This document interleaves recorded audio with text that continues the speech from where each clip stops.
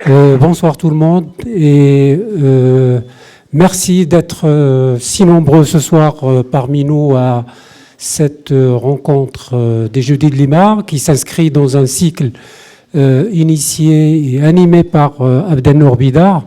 Et cette fois-ci, c'est la portée géopolitique qu'il a choisi de traiter avec deux chercheurs et une personnalité que vous connaissez bien. Il s'agit d'Antoine Sfer.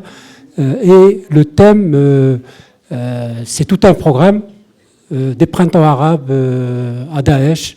Et dans le cadre des Jeudis de Lima, il nous est arrivé évidemment d'aborder ces deux thèmes séparément. Déjà avec Pierre-Jean Luisard, quand il a sorti son livre aux éditions La Découverte, juste avant sa sortie, il était là avec nous, donc, et on a débattu de cette thématique qui reste encore d'actualité. Et évidemment, les printemps arabes ont constitué un peu le cœur de toute une programmation.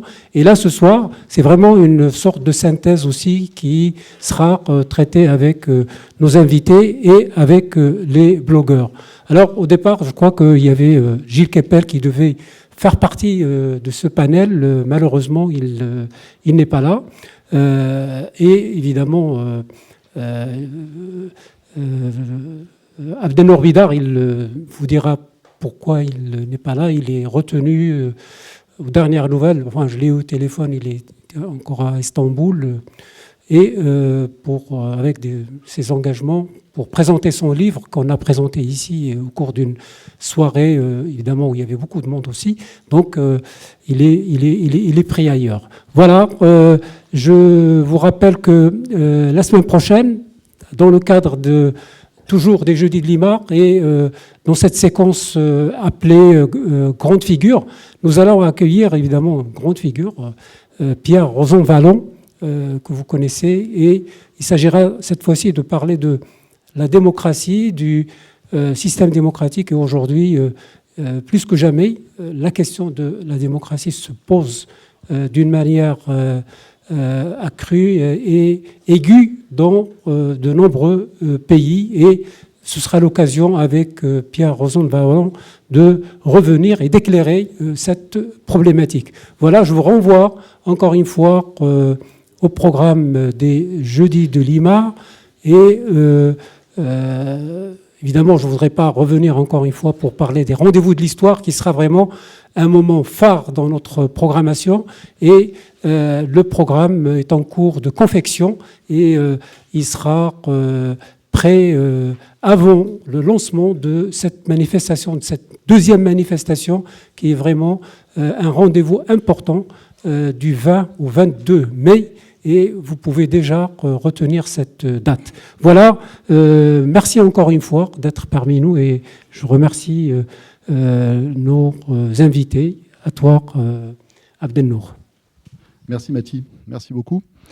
Est-ce que le micro... Oui, le micro fonctionne, ça va. Bonsoir à tous, bonsoir à chacun. Vous êtes très nombreux ce soir. La dernière fois, on avait la petite salle, tout le monde n'a pas pu entrer, donc là, on a employé les grands moyens, et c'est heureux. Alors, nous poursuivons ce soir notre cycle entamé il y a déjà quelques mois, consacré à une série de questions philosophiques, donc questions philosophiques au pluriel, à l'islam contemporain, l'islam avec un grand I, hein, c'est-à-dire l'islam comme civilisation. Et même en mettant un grand I, et même en associant ce grand I à la notion de civilisation, on a le sentiment d'avoir affaire à un ensemble tellement vaste et tellement disparate et tellement complexe que aucun singulier, aucun mot mis au singulier ne pourra épuiser cette complexité et nous donner une vision d'ensemble du côté de ce qui se passe de ce côté-là. Aujourd'hui, on va se centrer en particulier sur le monde arabe, hein, qui est un élément de ce vaste ensemble qu'est le monde musulman, auquel, vu de France, on a souvent tendance à réduire le monde musulman, on a tendance à à ne voir que le monde arabe et à sous-estimer la part et la place et l'importance de ce qui se passe au-delà, hein, du côté de ce que Marc Gaboriau a appelé l'islam oublié, c'est-à-dire l'islam asiatique. Bon, en tout cas, ce soir, c'est bien du monde arabe dont il s'agit, à travers une question. Donc aujourd'hui, on reçoit sur cette question 2 grands spécialistes de géopolitique, Jean-Pierre Luizard, que Mahati a présenté, qui est Pierre-Jean Luizard. Vraiment, alors là, publiquement, pardon, je n'arrête pas de dire Jean-Pierre et c'est Pierre-Jean, pardon. Donc Pierre-Jean Luizard, qui est directeur de recherche au CNRS, et puis Antoine Sfer, qui est le directeur des Cahiers de l'Orient, qu'on ne présente plus, donc que je présente. Voilà. Ce soir, on a choisi un intitulé qui est le suivant, des printemps arabes à Daesh. Alors, 2 points. Comment en est-on arrivé là? Ou que s'est-il passé? Ou, si je voulais reprendre à peu près tel quel le titre d'un livre fameux de Bernard Lewis, que s'est-il mal passé? What went wrong? Bon. Ce soir, nous allons donc nous concentrer sur l'analyse de cette séquence historique courte, hein, à partir de 2011 jusqu'à l'apparition et jusqu'au ravage causé, entre autres, par Daesh dans cette partie du monde, en nous posant plusieurs questions. Tout d'abord, et c'est donc là, à chaque fois, je suis le philosophe de service, entre guillemets, donc au départ, je problématise. Là, ce soir, je parlerai moins que d'habitude parce que, véritablement, le domaine de la géopolitique n'est pas mon domaine de compétence. Hein, bon. Voilà. Donc, si on veut problématiser, il me semble que la première question à poser est la suivante. Ce qui s'est passé à partir de 2011, c'est-à-dire à partir des printemps arabes, n'est probablement pas un phénomène ex nihilo.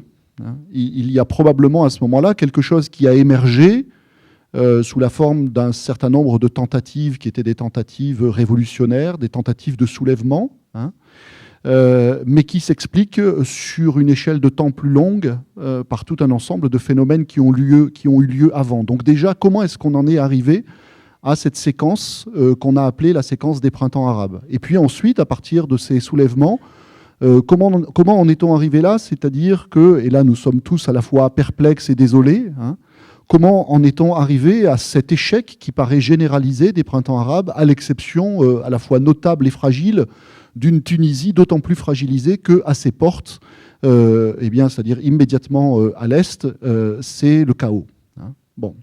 Donc, tout d'abord, je poserai à nos invités la question de savoir comment on en est arrivé là, c'est-à-dire comment on en est déjà arrivé à ces soulèvements. Qu'est-ce qui s'est passé? Qui est la cause immédiate ou la cause un petit peu plus lointaine de ces printemps arabes?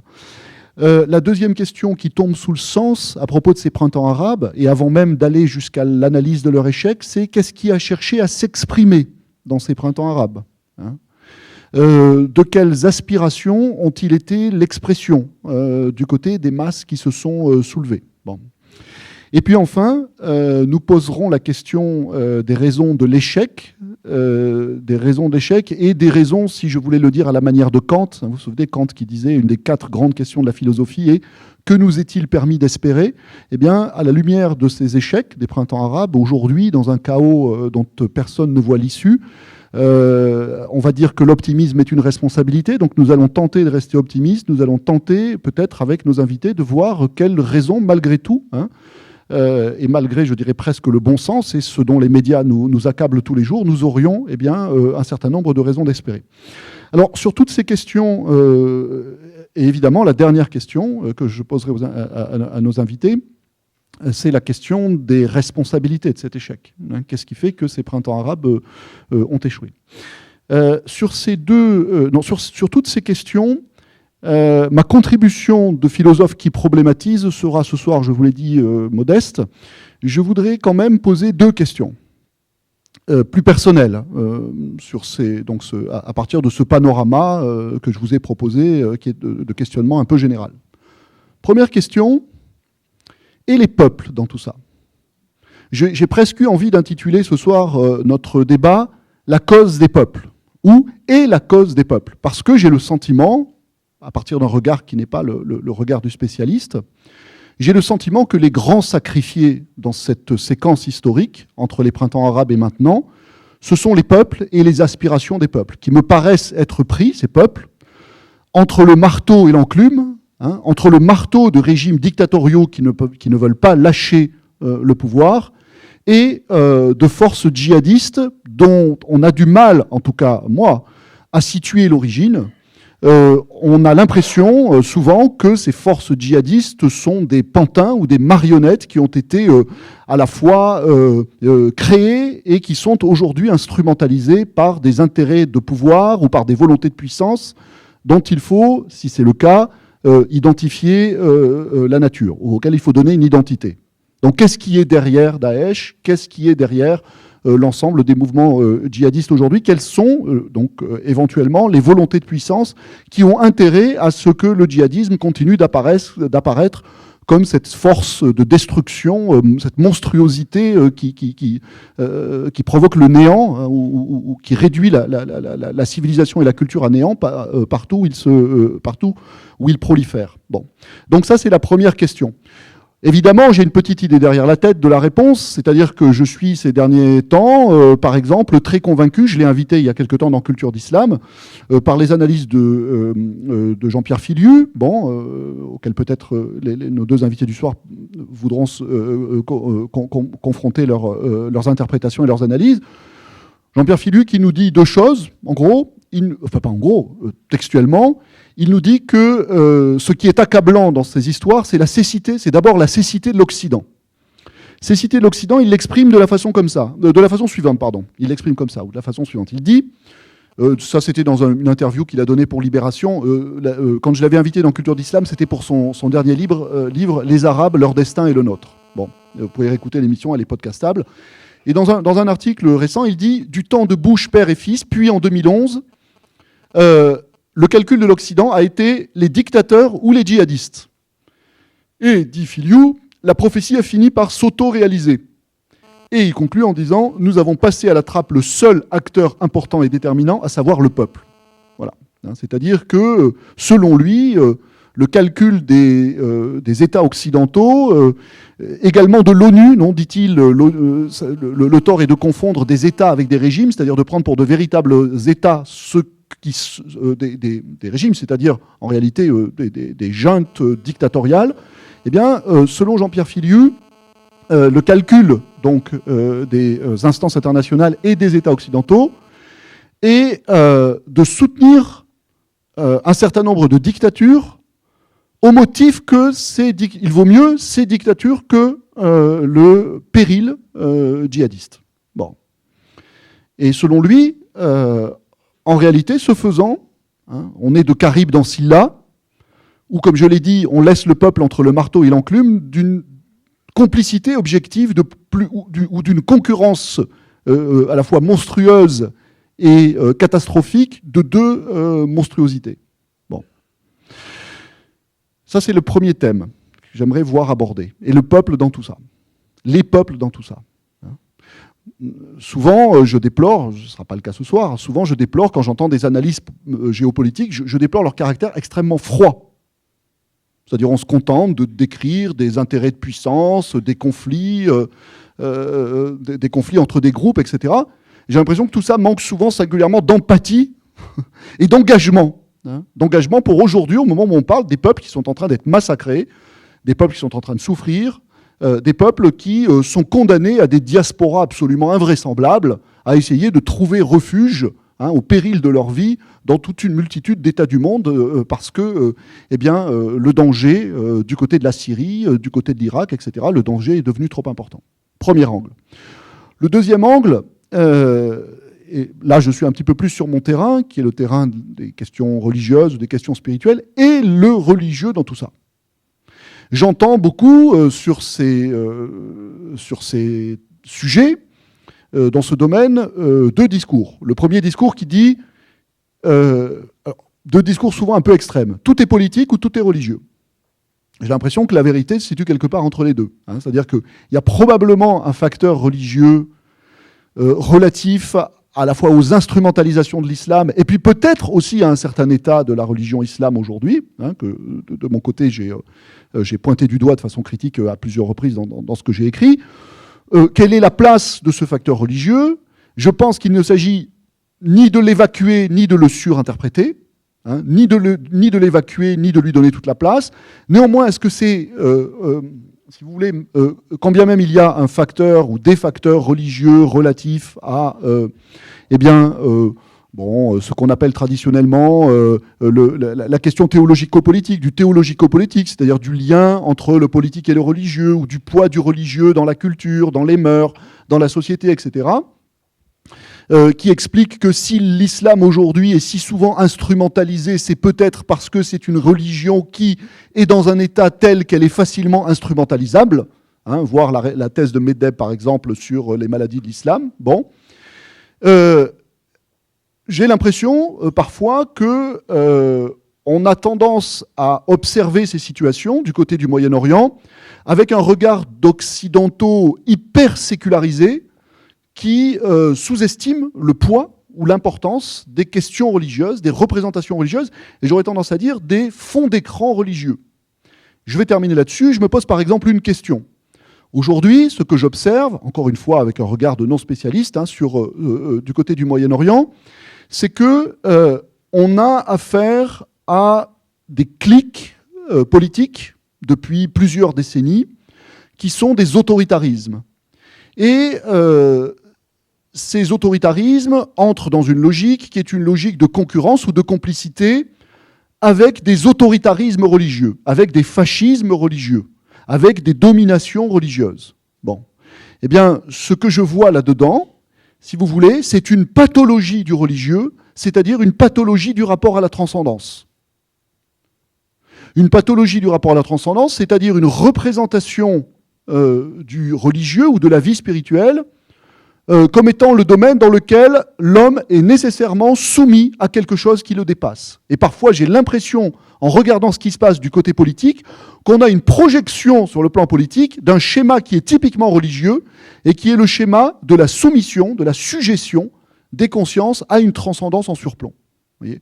Donc, est-ce qu'il y a véritablement étrangeté entre ce qui, du côté religieux, dans le monde musulman, continue d'être beaucoup pensé en termes de soumission à quelque chose qui nous dépasse, et ce qui a lieu sur le plan politique, c'est-à-dire la succession d'un certain nombre d'autoritarismes qui, pour le dire comme Michel Serres, pardon, la référence est complètement anachronique, mais pas totalement. Vous savez, Michel Serres, dans Petite Poussette, qui dit « Nous sortons de millénaires de civilisations humaines dans lesquelles nos civilisations ont été construites comme des pyramides, avec au sommet des hommes qui commandent et à la base une masse d'hommes qui obéit. » Bon. Et il dit ces systèmes pyramidaux se sont dupliqués sur tout un ensemble de plans, religieux et politiques.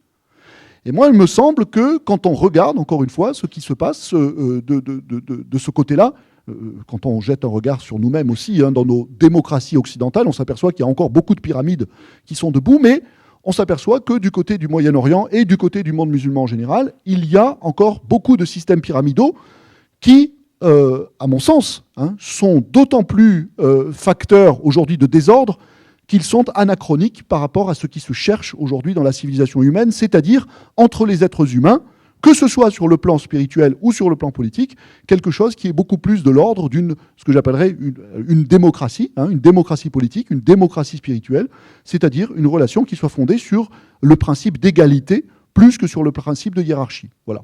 Donc, je me permets d'interroger ce qui me semble être un fond d'écran des représentations religieuses, de vieilles représentations religieuses, et d'interroger donc leur poids éventuel dans ce qu'on observe aujourd'hui comme une catastrophe sur le plan géopolitique. Voilà.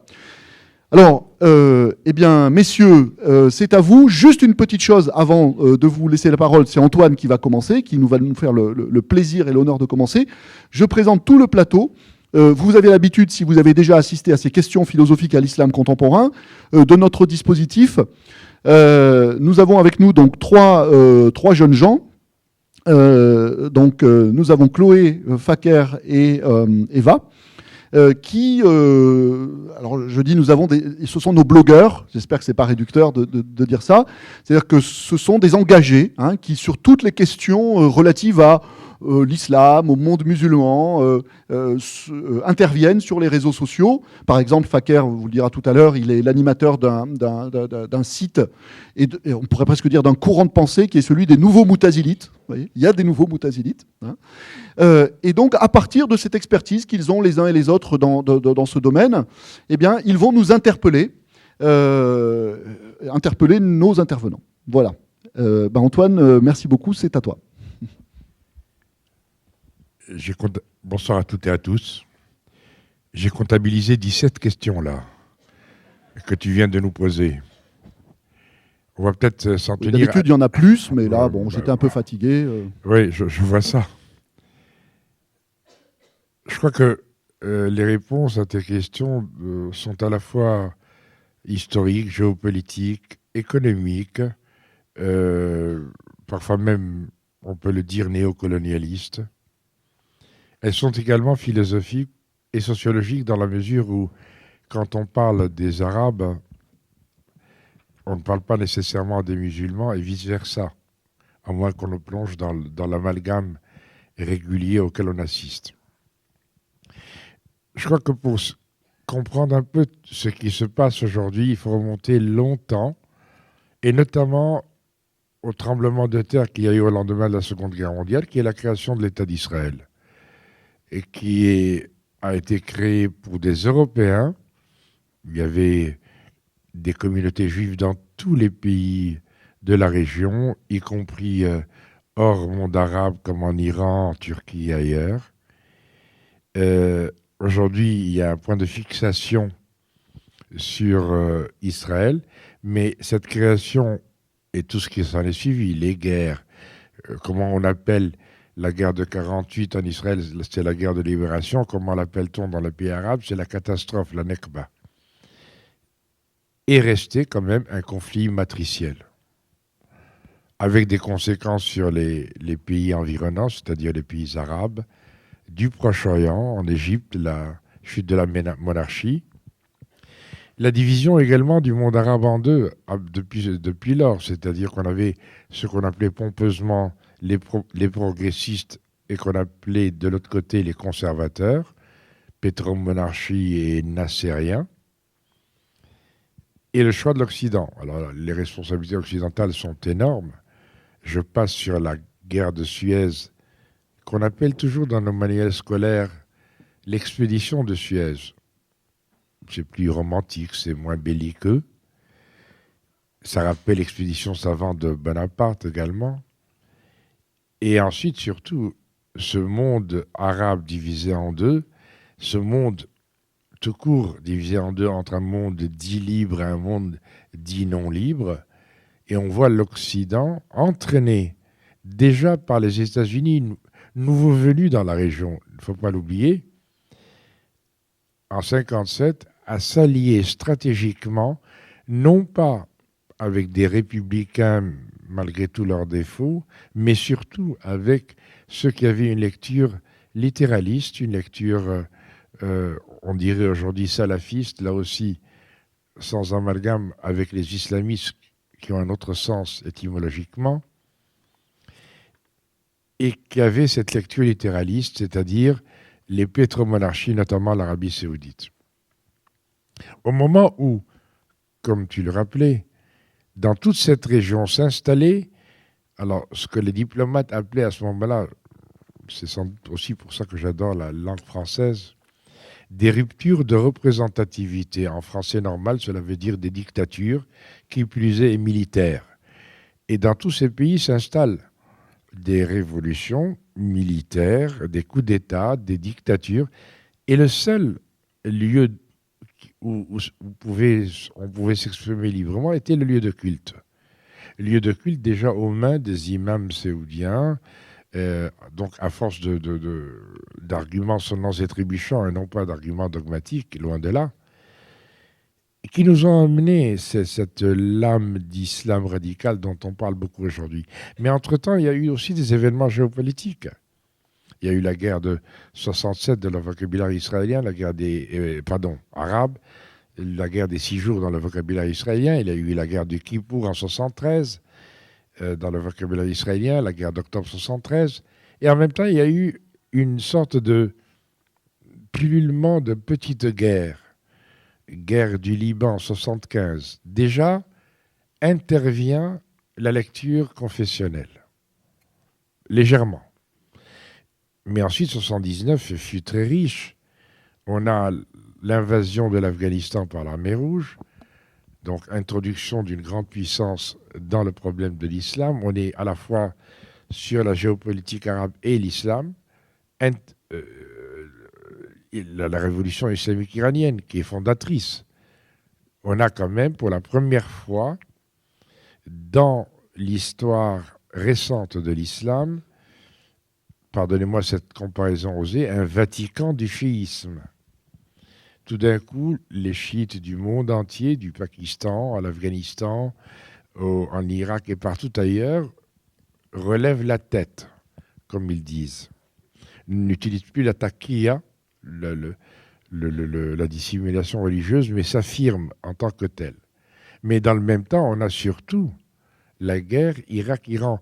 Si je vous posais la question aujourd'hui de savoir quelle est la première guerre du Golfe, 99% me répondraient en 91.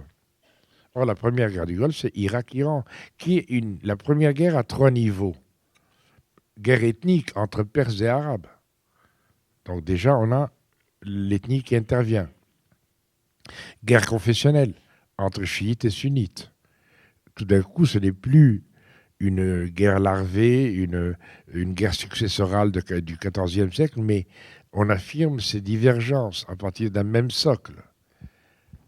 Et enfin, guerre stratégique. Là aussi, on est passé à la stratégie, le contrôle du golfe Persique, par lequel passe 17% du pétrole mondial. Et on passe à ce moment-là, tout en revenant régulièrement sur le conflit matriciel, qui n'est plus israélo-arabe, qui est devenu très circonscrit jusqu'aujourd'hui, israélo-palestinien, avec un déni de l'un et de l'autre, avant d'arriver à Oslo, avant d'arriver non plus à un terrorisme nationaliste, comme celui auquel on a assisté durant les années 60, mais à un terrorisme qui se revendique de Dieu, d'Allah. Le premier attentat du World Trade Center en 1993, on a déjà les mêmes acteurs. Jusqu'aujourd'hui, certains d'entre eux sont toujours en prison aux États-Unis. Et on a surtout l'émergence de la seconde guerre du Golfe, celle de Bush père. Bush père s'arrête aux frontières de l'Irak, après la libération de Koweït. Son fils ne l'entend pas comme ça, car entre-temps, il y a eu le fameux 11 septembre 2001. Et là, on sent réellement qu'il y a quelque chose qui change. Il y a quelqu'un, qui est Bush fils junior, qui méconnaît manifestement le droit international, qui annonce son intention d'aller en Irak et ne se rend pas compte, ou se rend compte et le fait volontairement, des conséquences, c'est-à-dire l'éclatement de l'Irak. Et c'est une autre date fondatrice, dans la mesure où, soi-disant par démocratie au sens américain du terme, c'est-à-dire à la simple importance du nombre d'un côté comme de l'autre, on voit les chiites en 2005 avoir tous les pouvoirs en Irak, sauf Bagdad, et les sunnites perdre tous les pouvoirs en Irak, sauf Bagdad. Et on a une sorte de focalisation du terrorisme confessionnel à Bagdad. Mais dans le même temps, le Parlement vote la fédération irakienne. Ce n'est plus un pays uni, et en même temps, cette fédération se base sur l'ethnie et la confession kurde, chiite, sunnite. On ne parle plus d'autre chose. C'est une date fondatrice parce que tout d'un coup, on se rend compte que les Américains, on revient sur la géopolitique, pardonnez-moi, ont fait un cadeau extraordinaire à la Perse, à l'Iran. Voilà qu'on nous parle d'un arc chiite je maintiens, je crois que c'est un arc perse, c'est-à-dire Téhéran, Bagdad, Damas et le port de Tyr aux mains du Hezbollah libanais. Pour la première fois depuis plus de 5 siècles, la Perse devient ou redevient une puissance méditerranéenne. Dans le même temps, on assiste à une mise en place d'une diplomatie contestataire de la part de l'Iran dès le début de la révolution, avec la prise en otage des 400 fonctionnaires de l'ambassade américaine. Et cette prise d'otage va être là aussi fondatrice. Parce que tout d'un coup, on désigne le grand Satan, on désigne l'ennemi. La diplomatie contestataire va marcher avec le front de refus, avec la Syrie, mais avec le Venezuela, avec la Bolivie un peu plus tard. Et cette diplomatie contestataire va s'incarner en plein golfe Persique quand, au défi du droit international, les Iraniens vont occuper les 3 îles Tomb et Moussa, qui appartiennent aux Émirats arabes unis normalement, au sein du Golfe.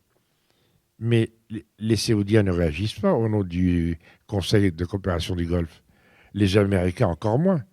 J'entends encore l'ambassadeur des États-Unis en Suisse à Berne me dire « Enfin, le trafic dans le Golfe va être réellement sécurisé », alors qu'ils étaient en train de parler de l'ennemi iranien. Et à partir de là, on regarde une carte. Et en regardant une carte, on voit pourquoi l'Iran devient, dès cette date-là, un allié des Américains. Alors là, bien obligé d'être un peu cynique, dans la sphère stratégique, il n'y a qu'un seul acteur, qu'on le veuille ou non. Il y a d'autres cours dans lesquels on peut jouer. Mais la cour stratégique, et on le voit de plus en plus ces derniers temps, il y a un acteur qui s'impose. De la même manière, il y a à ce moment-là une véritable volonté de l'Iran de montrer qu'ils deviennent incontournables. Exemple, ils sont une fenêtre sur l'Afghanistan et le Pakistan. Ils sont une fenêtre sur la Caspienne, donc l'Asie centrale et le Caucase. Ils contrôlent le détroit d'Ormuz. Et ensuite, aujourd'hui, ils vont contrôler, avec ce qui se passe au Yémen, quasiment le détroit de Bab el-Mandeb, qui implique l'entrée ou la sortie de la mer Rouge et donc du canal de Suez, ou des 2 canaux de Suez actuellement. Tout cela se met en place au moment où éclatent les printemps arabes, qui ont existé réellement pendant quelques jours, et qui ont existé en suscitant beaucoup d'espoir. Beaucoup de gens se sont trompés, moi-même je me suis trompé, mais il est certain que ce processus concernait 70% de la population. Ce sont les jeunes dans les pays arabes qui ont moins de 30 ans. Donc le peuple entier était concerné. Et il laissait entrevoir énormément d'espoir. Mais même si par la suite, ils ont été confisqués, trahis, etc., même si, étant mieux, la Tunisie, je dirais grâce à ses femmes surtout, résiste énormément et contre le terrorisme, contre ceux qui veulent déstabiliser, etc., il y a eu quand même un rôle occidental extraordinaire. Nous avions un chef d'État sans doute réactif, mais très agité à ce moment-là, et qui s'est dit, il se passe quelque chose en Méditerranée, et je n'en suis pas. Et sous les férules d'un ex-nouveau philosophe devenu mannequin depuis, on a été en Libye. On a certes sauvé la population de Benghazi, et c'était à notre honneur. Et attendez, on a sacrifié la population de Sirte, et depuis maintenant près de 4 ans en tout cas, il n'y a pas un jour, il n'y a pas des morts et des blessés en Libye. La Libye est éclatée régionalement, la Libye est éclatée tribalement. Et c'est là où votre interpellation m'intéresse personnellement. Sommes-nous sortis, nous, Arabes, de notre matrice tribale? Je parle pour tous les Arabes. Je ne parle pas des musulmans seulement, je parle des chrétiens en Orient aussi. Ce qui m'inquiète, ce qui me pose question, et je n'ai pas de réponse péremptoire, revenez au nom qu'on donne à nos chefs. Zaïm, Reis, le super chef, quoi. Murshid, le guide, comme si on avait besoin d'un guide pour nos pensées. Et tout cela dans une période dictatoriale où le dictateur n'était pas éclairé, où il n'envoyait pas les enfants obligatoirement à l'école, où les démocrates dans ces pays étaient soit en prison, soit en exil, où les républicains dans ces pays croupissaient en prison, ou hélas, disparaissaient. Comme me le disait dernièrement un diplomate arabe, chez nous, ce qui est formidable, c'est que la cartouche ne coûte pas cher. C'est affreusement cynique, mais en même temps assez réel. On l'a vu, comment on éliminait pendant 40 ans les opposants, à coup de parapluie, à coup d'attentats, etc. Mais dans le même temps, est-ce que nous, citoyens arabes, avons vécu cette citoyenneté? Là aussi, je n'ai pas de réponse péremptoire. Il y a des gens qui essayent, il y a des gens qui font, il y a des gens qui continuent. Mais il y a des gens aussi qui ne sont plus là pour témoigner. Seconde question corollaire, en quelque sorte,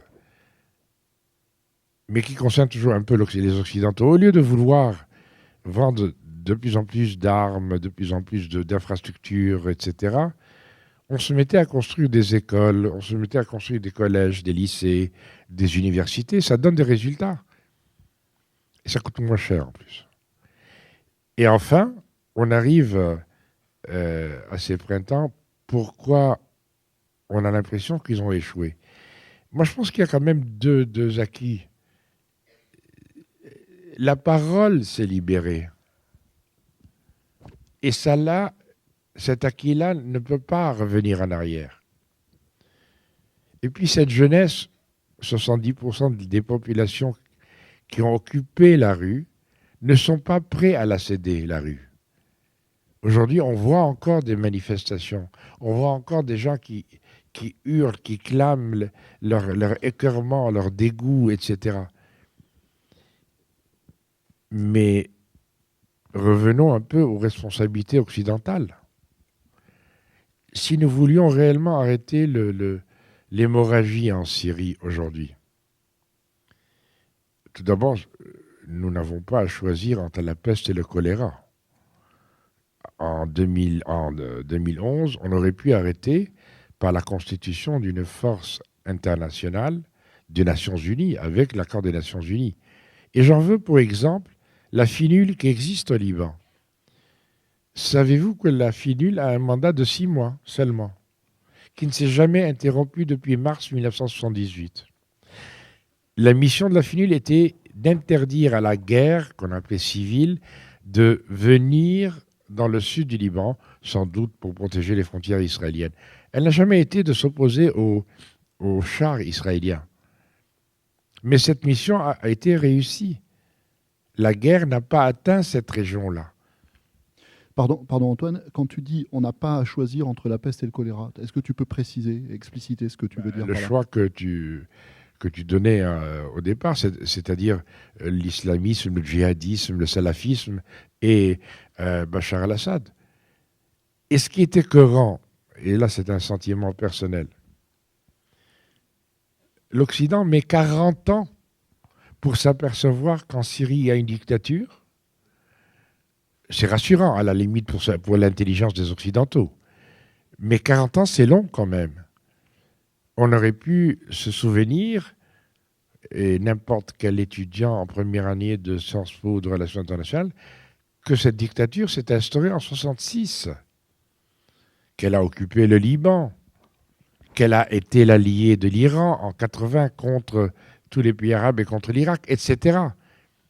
Ce n'est que maintenant qu'on s'aperçoit qu'il y a une dictature Et, pardonnez-moi de pousser un peu encore plus loin le bouchon, on n'est pas gêné par la dictature en Arabie Saoudite, semble-t-il. À moins que moi j'ai raté quelque chose et que l'Arabie Saoudite soit devenue le parangon de la démocratie à l'occidentale.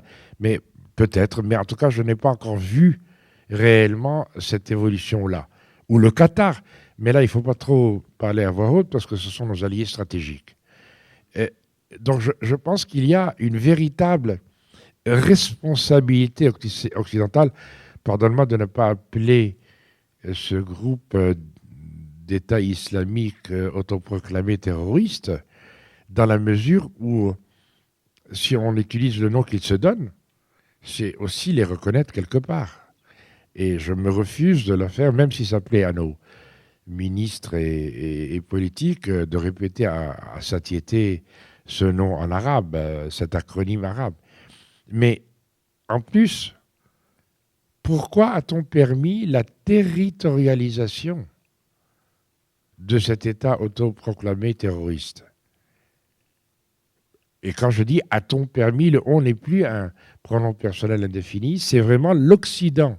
Pourquoi les États-Unis ont refusé d'y aller en 2011? Pourquoi a-t-on obtempéré à accepter de ne plus y aller sans les États-Unis? Pourquoi n'a-t-on pas, dès le départ, déminé le terrain? Et enfin, pourquoi a-t-on permis cette territorialisation qui a duré quand même 6 mois, de juin 2014 à octobre 2014? Bien entendu, aidé par les sunnites, bien entendu, aidé par les tribus en Irak, sachant que les tribus, et j'en parle sous le contrôle de Pierre-Jean, c'est sur 4 pays parfois, l'Arabie saoudite, le Koweït, la Jordanie et l'Irak. Et aujourd'hui, on vit également une crise économique. Et c'est là les questions qu'on doit se poser. Pourquoi tout d'un coup l'intrusion réelle des Russes qui a redistribué les cartes? Et pourquoi enfin cette intrusion n'a pas créé une crise internationale? Bien au contraire, elle a rapproché les Européens de la Russie malgré l'Ukraine, et elle a surtout rapproché les Russes et les Américains. Que veulent les puissances? Personne n'a posé la question aujourd'hui. Le cadeau que les Américains donnent à l'Iran en 2003 est un cadeau dont on paye les prix aujourd'hui. Notamment, l'Iran est devenu aujourd'hui la puissance régionale incontournable dans le Proche et le Moyen-Orient. Et on voit tout d'un coup une alliance stratégique du gendarme américain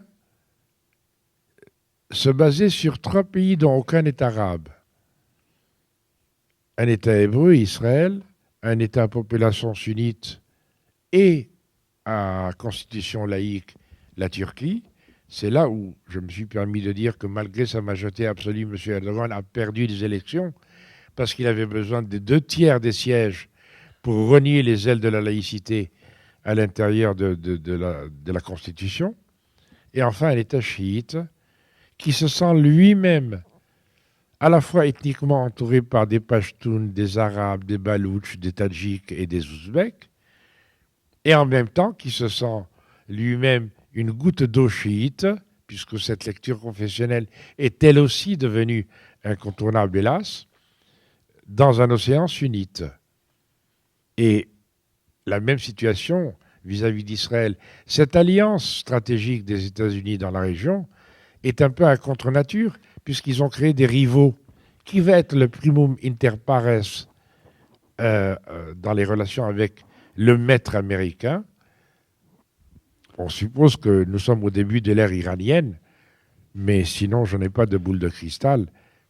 Et j'ai conscience de n'avoir pas répondu à toutes tes questions, mais je pense que j'ai répondu au moins à quelques-unes.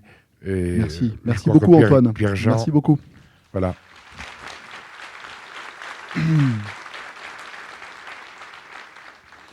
Alors, Donc, avant de passer la parole à Pierre-Jean, tu nous as...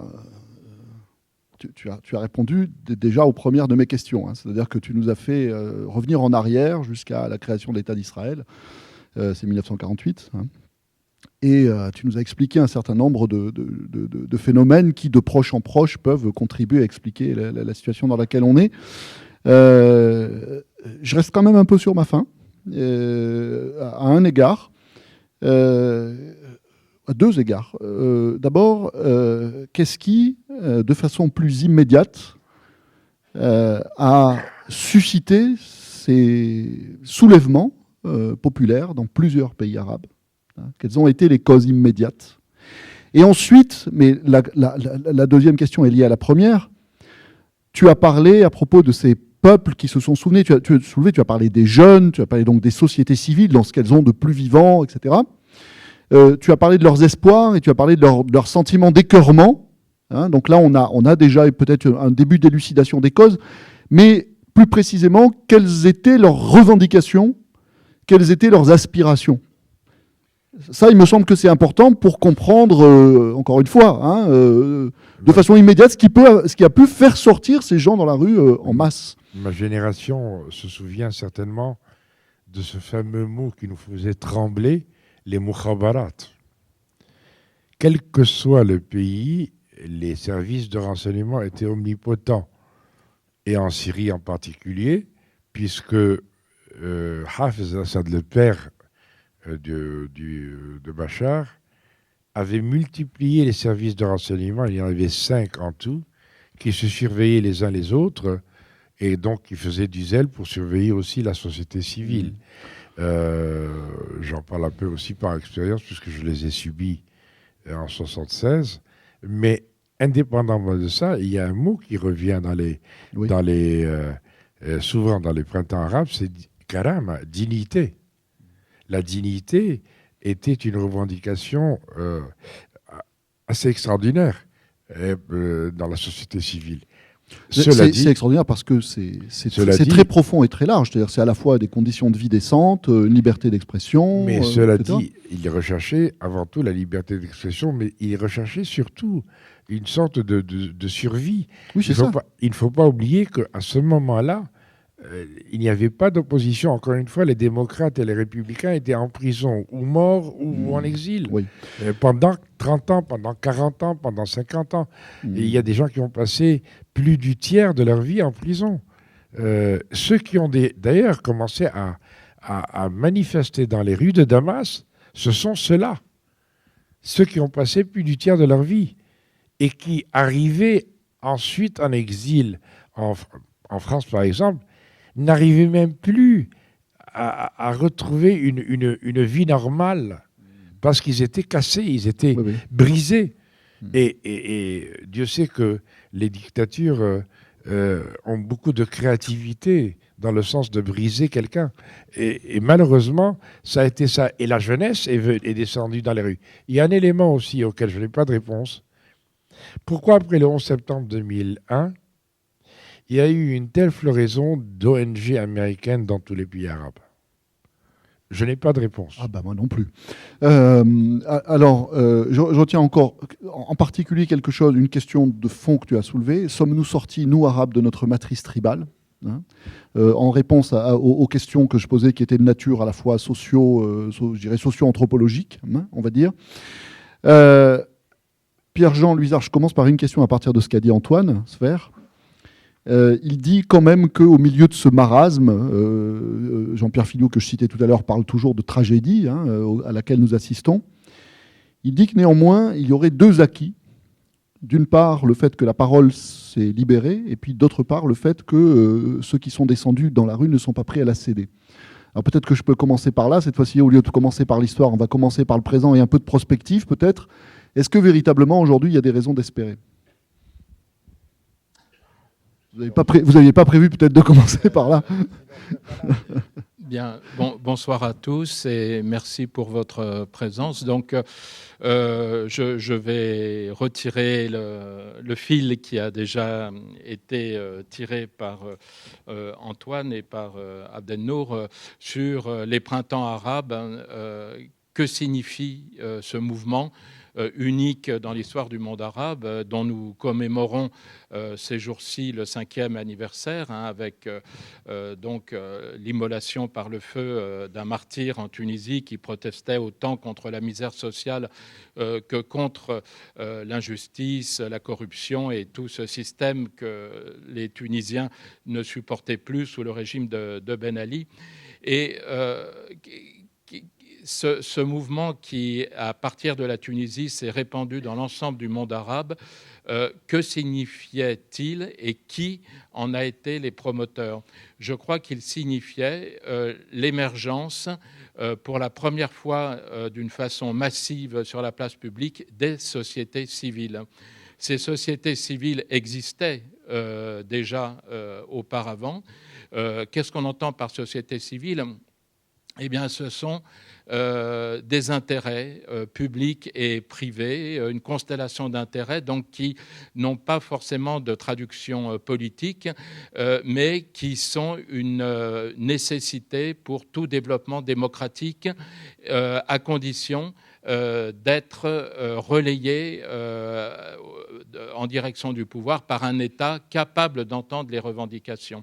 Donc il y a eu en 2011 un mouvement irréversible dans le sens où on le voit aujourd'hui en Égypte, où la chape de plomb et avec le maréchal Sissi est de nouveau retombé sur la société égyptienne. Les gens n'ont plus peur de parler, ils n'ont plus peur de la prison, ils n'ont plus peur de la police, et pourtant ils devraient avoir peur parce qu'il n'y a jamais eu autant d'arrestations en Égypte et jamais eu autant d'exécutions. Mais c'est un fait irréversible. Le monde arabe a changé. Nous ne l'avons pas vu pendant très longtemps, et là, sous nos yeux, il y a eu en 2011 la manifestation d'un monde arabe dont nous prenions conscience et qui n'est pas prêt à rentrer chez lui, un monde arabe donc qui a uni toutes les classes de la société et tous les courants. Il y avait des libéraux, il y avait des nationalistes, mais il y avait aussi, il faut le noter, des islamistes. Même si les uns et les autres étaient unis autour de mots d'ordre de la société civile, c'est-à-dire, on l'a dit, la dignité, le refus du despotisme, le refus de la corruption, très important aussi, puisque les deux ont souvent été liés, la liberté d'expression, le refus de l'injustice sociale, de la misère aussi. Voilà, tout ceci étaient les mots d'ordre de ces mouvements qui voyaient donc par centaines de milliers, voire par millions, des sociétés entières unies à travers donc ces mots d'ordre qui n'étaient pas véritablement politiques, mais qui étaient plus des mots d'ordre sociétaux, donc du refus d'un ordre qu'ils ne supportaient plus. Donc ce mouvement irréversible, il a suscité notamment chez beaucoup, un vent d'optimisme. Puisque nous voyons bien qu'il y avait quelque chose d'irréversible et que ce caractère irréversible semblait aller dans le bon sens. Qu'en est-il aujourd'hui, 5 ans après? Eh bien, je dois dire que 5 ans après, l'optimisme a cédé la place à une vision beaucoup plus sombre que je vais tenter d'expliciter, dont je vais essayer de démonter les mécanismes dans le domaine des responsabilités. Qui et qu'est-ce qui est responsable de l'échec des printemps arabes? Qu'est-ce qui a fait qu'on en est arrivé à la situation de chaos que nous connaissons aujourd'hui? En effet, les printemps arabes ont été certainement la manifestation de l'émergence des sociétés civiles sur la place publique, mais ça a été aussi un révélateur de la faiblesse d'un certain nombre d'États. un grand nombre, la majorité des États arabes n'ont pas été capables d'accueillir sur une base citoyenne les revendications des manifestants et plusieurs de ces États ont été pris dans une spirale de délitement, voire d'effondrement, qui montre bien qu'au-delà des régimes en place, ce sont les États qui sont en cause, et on peut citer aujourd'hui le cas de l'Irak, de la Syrie, du Yémen, de la Libye et, pardon Antoine, peut-être également du Liban, puisqu'on n'imagine pas que le Liban puisse sortir indemne d'une telle tempête régionale. Donc, vous voyez, la société civile a besoin d'une relation verticale avec un État considéré comme légitime par une majorité de la population pour pouvoir faire avancer ses revendications et arriver à une traduction politique d'une reconnaissance de la diversité de la société et de la pluralité de la société. Et ça n'a pas été le cas. On a vu que pour des raisons différentes, donc au Yémen, en Libye, au Liban, en Irak, en Syrie, ces États sont rentrés dans une crise aiguë qui a été jusqu'à remettre en cause leur existence, hein, c'est clairement le cas de l'Irak, mais également les frontières. Donc on voit que les printemps arabes ont abouti à une remise à plat du système étatique et frontalier, enfonçant donc un tabou auquel la communauté internationale et nos diplomates en particulier, à juste titre, sont fermement attachés, à savoir l'intangibilité des États et des frontières. L'État irakien a été le premier à montrer des signes de décomposition. D'abord, il y a eu deux États irakiens. Il y a eu l'État irakien fondé en 1920 sous les auspices du mandat britannique et qui accordait le monopole du pouvoir à la minorité arabe sunnite. Cet État s'est construit, on peut le dire, contre la société irakienne et il a été en guerre pratiquement en permanence avec les deux plus grandes communautés du pays, les chiites et les kurdes, qui, à elles deux, font plus des trois quarts de la population.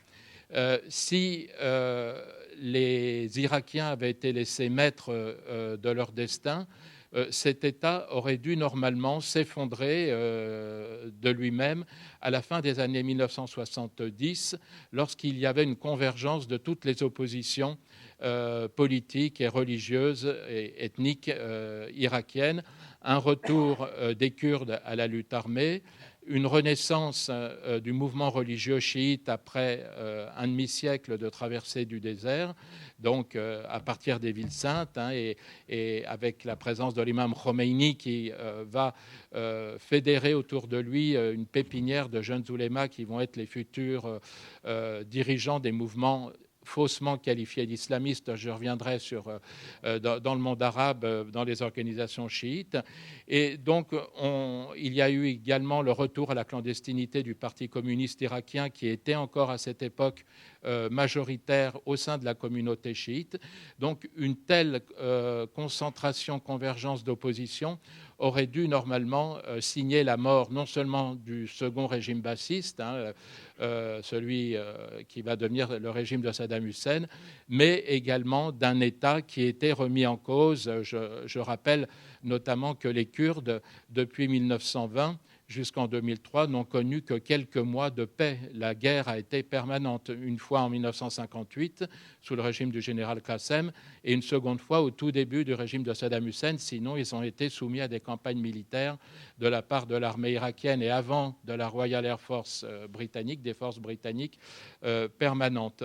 Donc, pourquoi cet État ne s'est pas effondré? C'est parce qu'il y a eu un contexte régional et international qui lui a permis, contre toute attente, de se sauver. Il y a eu d'abord, avec la nationalisation du pétrole en 1972, le boom pétrolier, une manne financière qui va permettre au régime de Saddam Hussein de s'armer au-delà de toute logique et de présenter l'armée irakienne comme un bras armé potentiel pour les grandes puissances, notamment occidentales, qui voyaient à l'époque la révolution islamique en Iran comme la principale menace. Donc ces deux facteurs ont prolongé un système et l'ont prolongé avec une succession, une spirale, une descente aux enfers, si l'on peut dire, de la société irakienne et du pays tout entier, avec une succession de guerres, les 3 guerres du Golfe dont on a parlé, des insurrections majeures et des répressions qui ont fait des centaines de milliers de morts. Et encore, je suis modeste, si l'on peut dire, parce que la répression de l'intifada kurde et chiite de 1991 a certainement fait près d'1 million de morts et il y a eu d'autres campagnes répressives. Donc c'est un État qui a été responsable des plus grands malheurs pour la société irakienne et qui finalement s'est effondré sous les coups donc de l'invasion américaine à un moment où, on l'a dit, les Américains ne pensaient pas qu'ils seraient mis en devoir de reconstruire des institutions irakiennes. Les Américains, le président Bush le premier, pensaient qu'ils pouvaient mettre à bas un régime de Saddam Hussein qui pourtant les avait bien servis et avec qui il y avait eu une alliance stratégique. Il y a eu aussi une alliance stratégique de la France avec le régime de Saddam Hussein. Toutes les grandes sociétés d'armement françaises ont été les premières à armer le régime de Saddam Hussein et à empêcher qu'à l'ONU, notamment, l'Irak soit condamné pour l'utilisation de gaz chimiques dès 1980 contre les troupes iraniennes. Mais il y a eu donc une forme d'aveuglement puisque les Américains pensaient possible de recycler ce qui pouvait rester de l'État irakien, de l'appareil des fonctionnaires, des élites en place, et remplacer donc le régime de Saddam Hussein par un régime relativement similaire avec les mêmes élites en place, mais sans Saddam Hussein. Et ils ont été très surpris, si l'on peut dire, de voir qu'en 2003, lorsque Bagdad est tombé, les ministères, d'un seul coup, ça a été un vide sidéral. Les ministères ont été vidés de leurs occupants, livrés au pillage, et d'un seul coup, il n'y avait plus d'État. J'étais à Bagdad peu de temps après, et je peux vous assurer que ça ne m'était jamais arrivé de vivre dans un pays sans État, et ça donne le vertige parce qu'il n'y a plus évidemment plus de droit, plus de justice, plus de police, plus rien. Chacun se fait justice. Et donc les Américains ont très vite réalisé qu'ils devaient non seulement reformer un gouvernement, mais reconstruire un État. Et cet État, alors là, c'est une petite divergence que j'ai avec Antoine, il n'y a pas eu de tropisme pro-iranien ni de cadeaux faits à l'Iran, simplement les Américains n'avaient pas le choix. Il leur fallait très vite trouver des partenaires irakiens qui servent de relais pour former très rapidement des nouvelles institutions, un gouvernement, une police et ensuite une armée. Qui pouvait servir aux Américains pour une telle mission? Les Arabes sunnites qui avaient dominé le pouvoir à Bagdad depuis toujours, depuis bien avant l'époque ottomane, étaient tellement traumatisés par la perte de ce pouvoir qu'ils étaient totalement dans l'incapacité de se présenter aux Américains pour éventuellement offrir leurs services. Et les Américains ont très vite compris qu'il leur fallait se reposer sur les exclus de l'ancien système, les chiites et les Kurdes, qui, eux, surtout les chiites, menaçaient de passer à l'action violente contre les Américains si les Américains ne leur rendaient pas justice, c'est-à-dire s'ils ne leur permettaient pas, en tant que majorité démographique, d'avoir une part importante du pouvoir. On est donc là à l'origine d'une conception que j'appelle à la libanaise, mais inavouée, dans le cas de l'Irak, puisqu'il n'y a pas de confessionnalisme politique comme au Liban avoué, et tout est masqué sous couvert de fédéralisme, mais tout a été reconstruit, non pas sur une base citoyenne, mais sur une base communautaire. Par exemple, je peux vous raconter quelques anecdotes. J'avais beaucoup d'amis en 2003 et 2004, membres de l'ex-opposition au régime de Saddam Hussein, qui avaient été en exil, notamment dans les pays occidentaux, et qui appartenaient au Parti communiste, au Parti nassérien, socialiste arabe, etc. Et beaucoup d'entre eux avaient même oublié qu'ils étaient chiites, sunnites. Voilà, ça leur semblait une histoire ancienne. Et quand ils sont revenus à Bagdad et qu'ils ont offert leur service aux Américains pour reconstruire une administration, les Américains leur ont demandé « mais de quelle tendance êtes-vous » Alors ils pensaient que c'était leur tendance politique. Donc naïvement, ils disaient ben voilà, moi je suis membre de tel parti, socialiste, arabe, etc. Et les Américains leur disaient non, non, non, mais ça n'est pas du tout ça qu'on vous demande. Est-ce que vous êtes sunnite, chiite ou kurde ? Puisque c'était ça qui intéressait les Américains. Dans le cadre d'un système de quotas, muhassasa, le terrible mot qui aujourd'hui est à l'origine de beaucoup de mots au Liban et en Irak, c'est-à-dire que si on a un président de la République kurde, il faut un vice-président chiite et un vice-président sunnite. Si on a un Premier ministre chiite, il faut un vice-premier ministre kurde, etc. Ceci à tous les échelons de l'État. Donc, c'est sur ce système qui interdisait finalement d'ouvrir une citoyenneté commune pour tous les Irakiens que les Américains ont tenté de reconstruire un État irakien. Et force est de dire que ça a été un échec. Ça a été un échec puisqu'il y a bien eu des gouvernements successifs, il y a bien eu des élections, mais les Américains ont fait semblant de confondre les majorités démographiques avec les majorités démocratiques. Et au lieu d'ouvrir un espace à une citoyenneté irakienne partagée, ça l'a refermé. La meilleure preuve en est qu'aujourd'hui, en Irak, vous ne trouvez plus aucun parti politique. Il n'y a plus que des partis communautaires, chiites, sunnites et kurdes. Et alors, le vice de ce type de reconstruction, c'est qu'il y a toujours des exclus. Et cette fois-ci, les exclus, ce sont ceux qui avaient eu le monopole du pouvoir pendant des siècles, les Arabes sunnites. Et encore une fois, il n'y a pas eu de sympathie particulière des Américains, à l'exception des Kurdes, qui avaient des relations anciennes avec les Américains, mais notamment vers les chiites. On se doute bien que les Américains n'avaient pas de sympathie pour les enturbanés qui rentraient fraîchement d'Iran ou de Syrie. Ça a été dans l'obligation de reconstruire des institutions qu'ils se sont donc adressés à eux. Et ils ont eu quand même très vite conscience du fait qu'il leur fallait inclure les Arabes sunnites, 20% de la population irakienne, sinon le système risquait de ne pas fonctionner.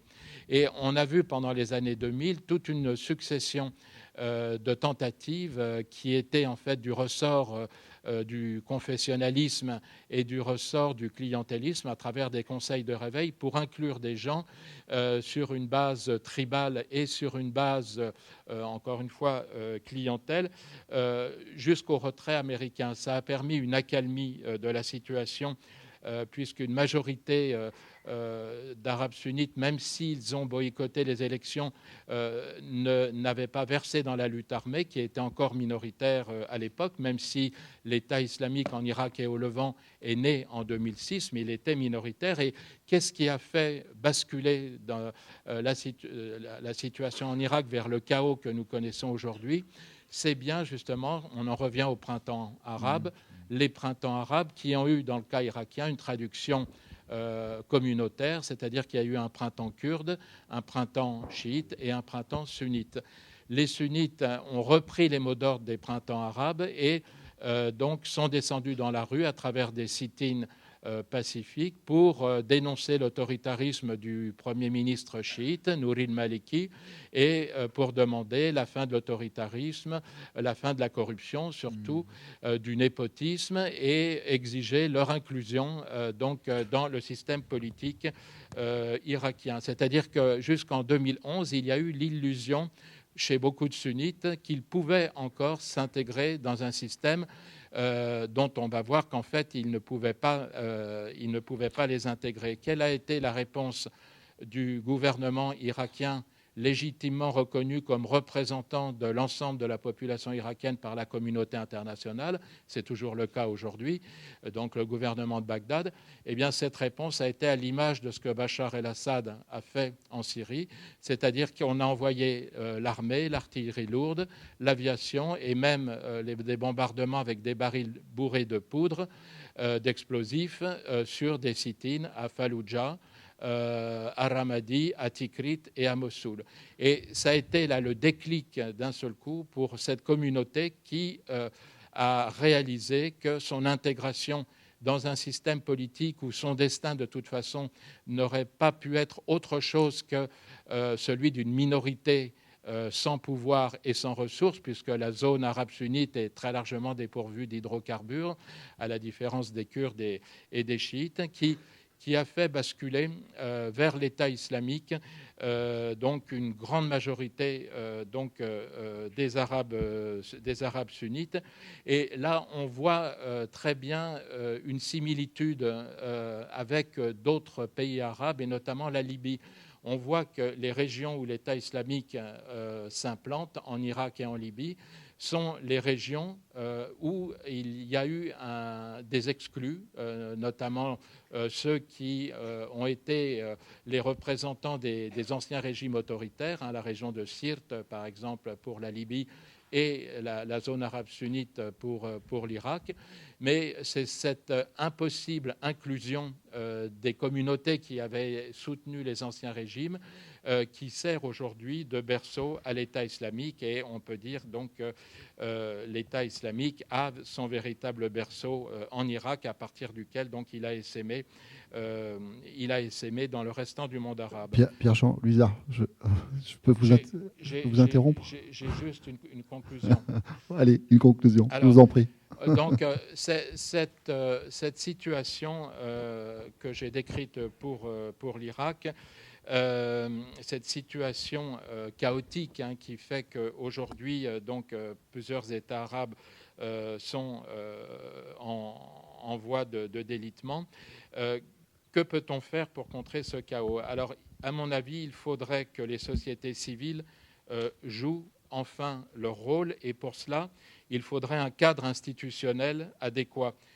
Donc ce cadre institutionnel ne peut être que l'État et un consensus sociétal, c'est-à-dire une identité commune. Or, aujourd'hui, on voit qu'il n'existe ni l'un ni l'autre. Les États sont en faillite. J'en veux la meilleure illustration, le fait que cet été, par exemple, il y a eu des manifestations encore au nom de la société civile pour le ramassage des ordures à Beyrouth et contre les pénuries d'électricité à Bagdad, et que ces mouvements n'ont pas réussi à rétablir ni le ramassage des ordures ni l'électricité à Bagdad.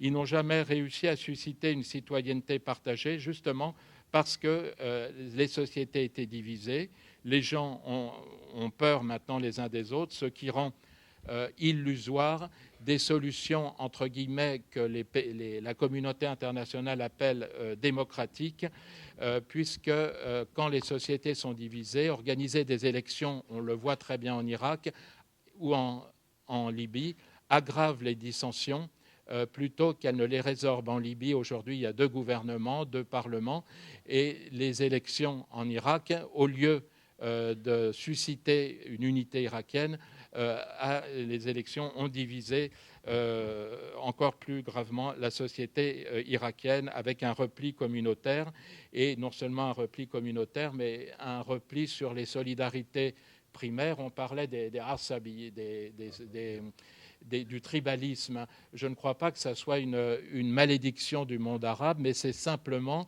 la réaction naturelle face à des États prédateurs qui ne vous représentent pas. Quand l'État est considéré comme un danger, la meilleure protection, c'est effectivement la famille, la tribu, le clan. Alors, je termine donc cette fois-ci. Que faire?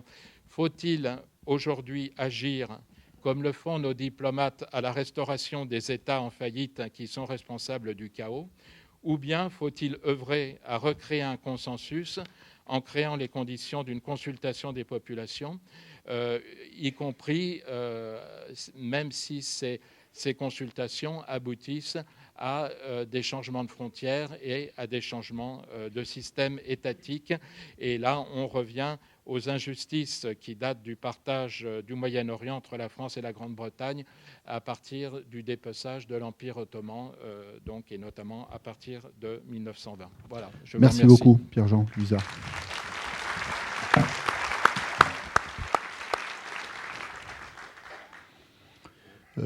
Antoine va intervenir. Antoine va nous quitter à 20h. Alors je vais leur passer assez vite la parole. Vous avez beaucoup insisté, Pierre-Jean Luisard, sur quelque chose qui, en effet, paraît très important, c'est-à-dire la question de la faillite des structures du politique, hein, la citoyenneté, les institutions, la capacité de l'État à assurer un certain nombre de choses, même au quotidien. Vous avez parlé du ramassage des ordures, de l'électricité, etc. Donc vous avez beaucoup insisté sur la difficulté pour ces révolutions, enfin ces tentatives de révolution, de trouver une traduction politique qui leur aurait permis d'accoucher de quelque chose de stable, de durable sur le moyen terme et le long terme.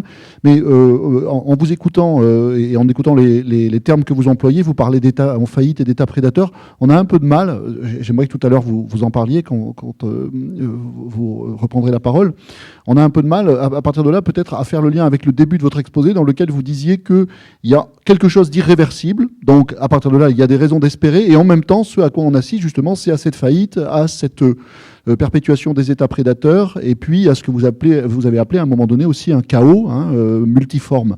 Alors comment est-ce qu'on accorde les raisons d'espérer avec le constat d'une situation qui est aussi dégradée quand manquent toutes les structures politiques d'ordre dans lesquelles pourraient s'inscrire de façon durable les volontés d'émancipation qui arrivent du côté des sociétés civiles ou qui surgissent du côté des sociétés civiles. Voilà, donc comment est-ce qu'on fait le lien ? Mais Antoine, c'est à toi, tu voulais dire quelque chose. Oui, je voulais rebondir sur la conclusion de Pierre-Jean. C'est que les quatre étaient biaisés dès le début. Quand on a trituré les frontières, prenez le cas de l'Irak. Era en arabe veut dire les basses terres. Là, mais pour les Britanniques, il n'y avait que Bassora comme source pétrolière. Il manquait Kirkuk et Mossoul qui étaient en haut. Qu'à cela ne tienne, on a fait de l'Irak, même on est remonté jusqu'en haut, jusqu'au Kurdistan. Deuxième chose, Mésopotamie. Mésopotamios veut dire le pays entre les deux fleuves. Là aussi, Kirkuk et Mossoul étaient en dehors. Qu'à cela ne tienne, on va au-delà des deux fleuves. Même chose au Liban, Pierre-Jean. Quand la frontière naturelle du Liban s'arrête à 10 km de Tyr, au sud de Tyr. Mais voilà, au-delà, il y avait le foncier qui appartenait au tiers, à l'église maronite. On n'allait quand même pas se fâcher avec nos amis les chrétiens maronites quand même. Donc on a étendu jusqu'à la frontière actuelle avec la Palestine-Israël. Donc il y a eu des responsabilités dès le début, bien entendu. Cela dit, quand on parle du Liban, je te renvoie à l'éditorial que je viens de sortir de la CAI, tout le monde en prend pour son grade. Mais c'est parce qu'il y a une complicité dans la corruption de toute la classe politique, toute, sans exception. Monsieur Hariri, même si aussi c'est l'ami de la France, a fait du Liban une société anonyme à irresponsabilité illimitée, qu'on le veuille ou non. Aujourd'hui, j'ai une anecdote que j'ai vécue moi-même. Alors, une anecdote, et après on se laisse interpeller par nos blogueurs, Antoine. Un camion qui traverse le fameux barrage au nord de Berbera, qui, soi-disant, paye aux forces libanaises, les milices chrétiennes, il arrive chez lui du côté ouest. Le lendemain, c'est monsieur Berry et sa milice qui sonnent chez lui, qui lui dit « Tu as donné hier au barrage, tu as fait un chèque en bois. Alors nous, on vient récupérer l'argent, on a payé pour toi. » C'est affolant. Alors que dans la journée, il se battait à coups de canon. Donc il y a aussi une sorte de complicité admise et reconnue par les États occidentaux, par les gouvernements occidentaux, dans tous ces pays, ce qui a aussi amené à l'écornement, à la frustration, à l'humiliation de la société civile. Alors, on distribue un peu plus la parole. Qui commence ? Donc, Chloé, Eva, Faker. Bonsoir. Marche ? Si, c'est bon, d'accord. Donc j'ai suivi les bouleversements du printemps arabe et le triste sort de la Syrie à travers les médias. on va dire que mon conditionnement de jeune étudiante européenne, de tradition chrétienne, qui est née et a grandi au sein d'une démocratie, m'a poussée à me demander au début comment est-ce possible qu'on peut arriver à être dominé par un système barbare quand les aspirations de base sont la liberté d'expression, la démocratie, qui sont pour moi les plus belles valeurs à mes yeux d'européano-centriste, qui n'a eu qu'à naître pour les acquérir. On ne s'est pas vraiment demandé au début pourquoi la société civile, comme vous l'avez dit, est descendue dans la rue. Pourquoi? Qu'est-ce qu'ils veulent exactement? Est-ce qu'ils veulent vraiment, quand je dis la démocratie, c'est qu'est-ce qu'ils demandent d'abord comme mesure sociale au début? Un acquis qui me paraît fragile. Vous avez dit que c'était un acquis qui me paraît aujourd'hui un peu fragile. Tout paraissait manichéen au début. Les défenseurs de la démocratie d'un côté et les soutiens de Bachar de l'autre. On a vite déchanté après ce manichéisme quand j'ai compris en tout cas qu'on armait les défenseurs de la liberté en Syrie, qui faisaient partie du même mouvement qu'on combattait au Mali. Donc est-ce que ça a été une erreur stratégique de la part de la France si vous voulez, de croire qu'un gouvernement de transition allait se mettre en place en faveur de l'Europe? Ou est-ce que c'était une erreur idéologique de croire qu'une volonté démocratique a été plus forte que tout? Pardon. Et ma deuxième question, pardon, si j'arrive à retrouver mes fiches, désolée.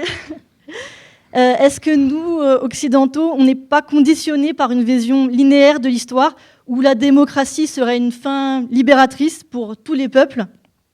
Surtout que nous-mêmes, on a accédé à la démocratie de façon très chaotique, si on regarde notre propre histoire. Ah oui. Et comme Édouard Saïd l'expliquait, n'avons-nous pas aussi projeté notre propre image sur l'Orient, qui nous renverrait encore une fois une vision déformée de nous-mêmes face à nos erreurs de discernement concernant le monde arabe? On n'a pas vu venir du tout le printemps arabe, et plus précisément aujourd'hui le cas de la Syrie. Voilà. Merci. Merci Chloé. Vous répondez, Antoine? Oui. Moi, il y a une chose qui me gêne beaucoup dans ce que vous dites.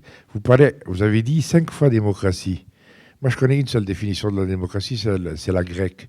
Démocratia veut dire gouvernement du peuple, par le peuple et pour le peuple. Alors, je vais vous annoncer une très mauvaise nouvelle, je ne suis pas démocrate. Parce que je viens d'un pays, comme le rappelait Pierre-Jean, où il y a 18 communautés religieuses qui sont devenues aujourd'hui des communautés nationales. Il y en a une qui a un taux de natalité de 7,2. Et comme l'Occident a ramené la démocratie à la loi du nombre, donc selon tous les démographes, dans quelques temps, moins d'un demi-siècle, ils ont la majorité absolue.